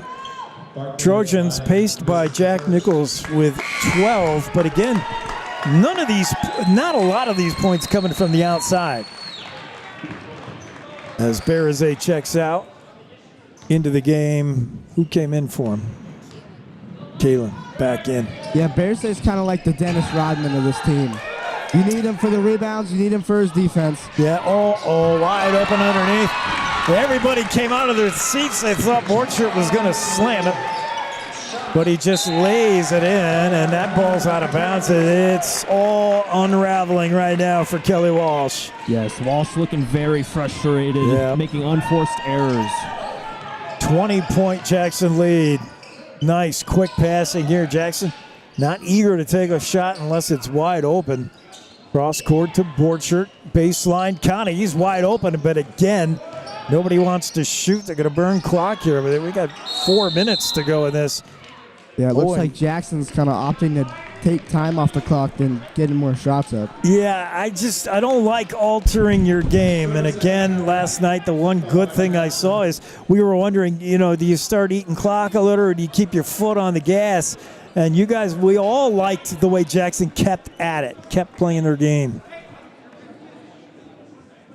I mean, it's a 20-point lead, but if you got shot, you still got to play basketball. If the shot's there's no reason to just pull it down and pass to a guy who's double covered just because you want the clock to tick. Take the shot. And also, yes, there's just still too much time left on the clock. A good 4 minutes, that's half a quarter. And it's even though the good news for Jackson is that there's no shot clock, so they're not obligated to shoot, but Kelly Walsh could still chip into this lead if they start hitting threes. Back to the floor. Jackson up 60-40 over Kelly Walsh. Nobody's beaten the Bronx on this floor this season. They've been good here. Hannah to Borchert to a wide open Keelan. He'll take the baseline three. Too short. Rebound Eager. Mason brings it up court for the Trojans. Finds Fagel. Fagel drives the lane. Runs into Brunner. Oh, good pass to Barclay. Put Fowler in the air, but he missed the shot. Rebound goes into the hands of Boyce, and he got contacted. And it could have been anybody. I think it was Keelan. His third Jackson team foul. Third on Gavin. Yeah, the shot's just not falling for Kelly Walsh. I'm surprised by how much Kelly Walsh has tried to get inside on Jackson. It's not their MO. It doesn't appear to be working too well. Barclay finds an open Gilliam. He tries a three, no good. Brunner with a rebound. A good job to stretch all 5'11" of himself to get it. There's Hannah, and there's another beautiful dish. Oh, boy.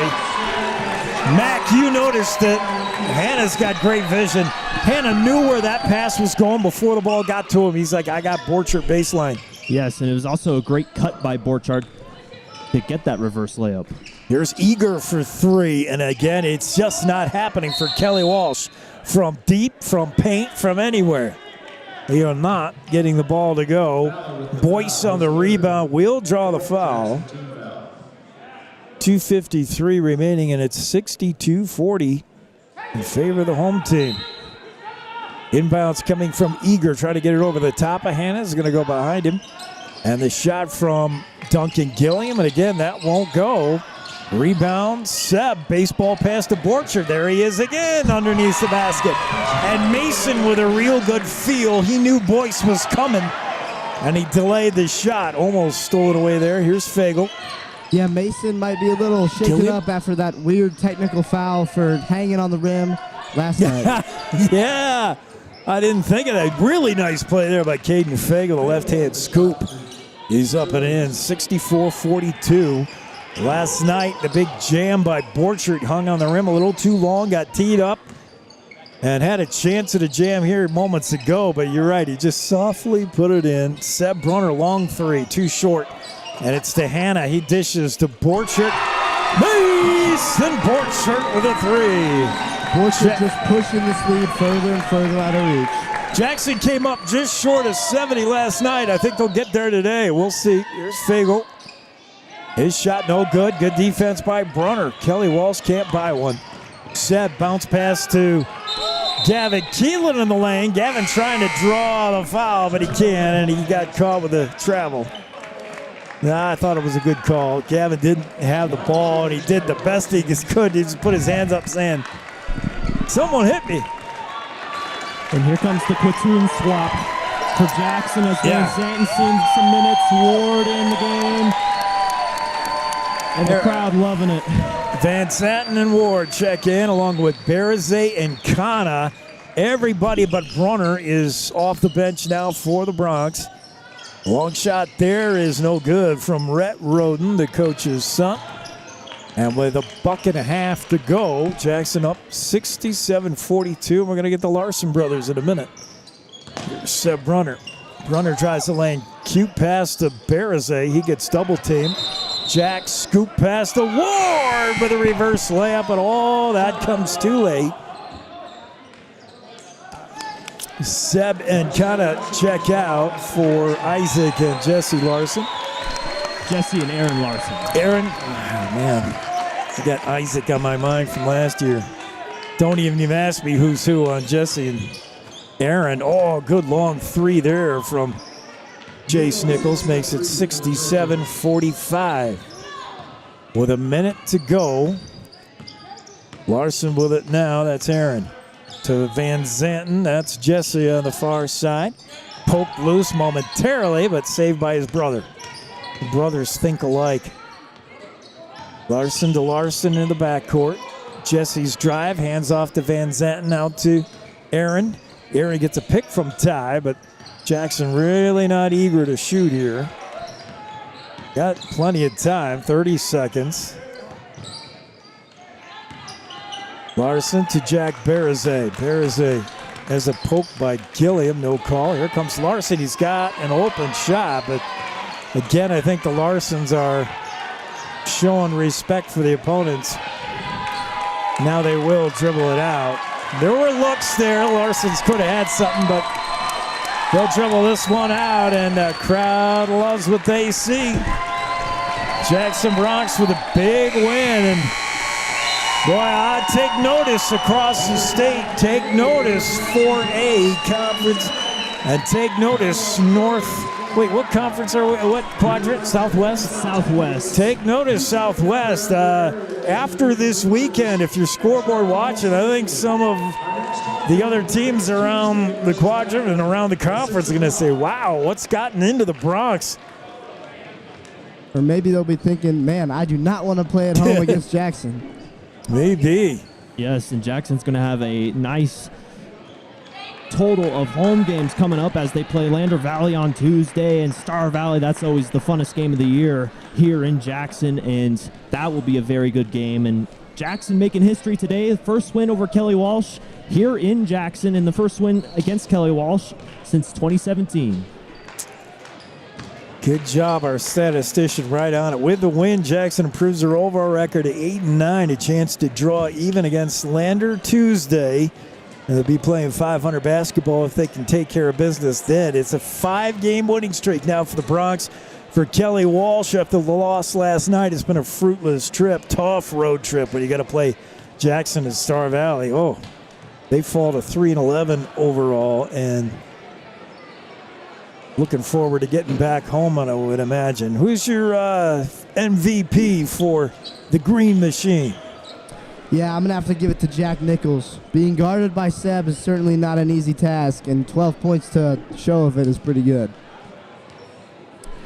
Yes, I got to agree with Liam. Jack had a great game because Igor struggled a little bit, had some struggles, didn't quite play to his average of 15 points per game, but Jack stepped up a little bit, had a little bit more than his average, scoring, making trouble for the Bronx. Yeah, and I'll make it a clean sweep with Jack Nichols because normally he's three-ball deadly, averages 9 points a game, and 90% of that comes from triples, and it did not. He reinvented himself this afternoon with Seb on him. He schooled Seb a few times going to the rack and playing a different kind of a game.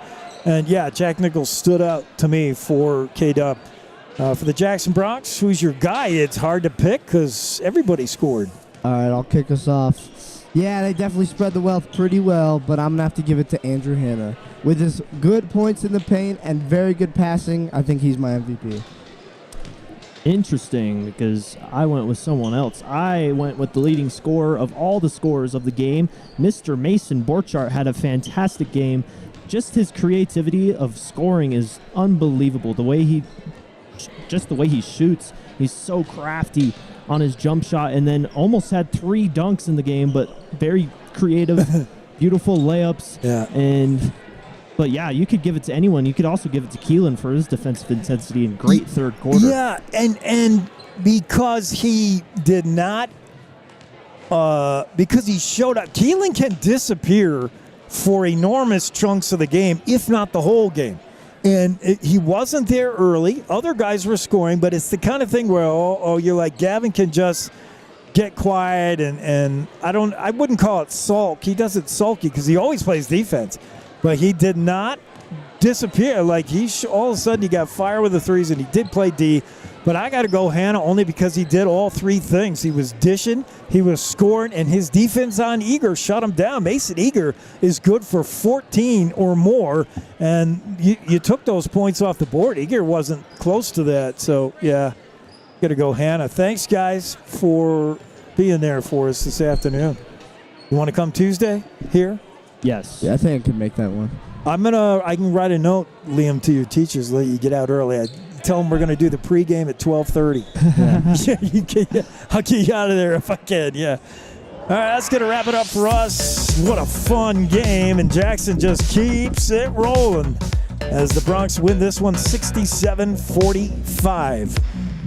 For Jackson Hole Radio, I'm Jake Nichols along with Mac Fairborn, Liam McPeak, Kimmy K. All the action brought to you tonight by our friends at Jackson Lumber, Jackson's original board store, Young Life of Jackson Hole, the McPeak Group, Town Square Inns of Jackson Hole, Big O Tires, and Great Northern Coffee. We'll catch you down the road. We'll see you Tuesday as we host the Lander Valley Tigers. For now, it's good afternoon on this Saturday from Jackson.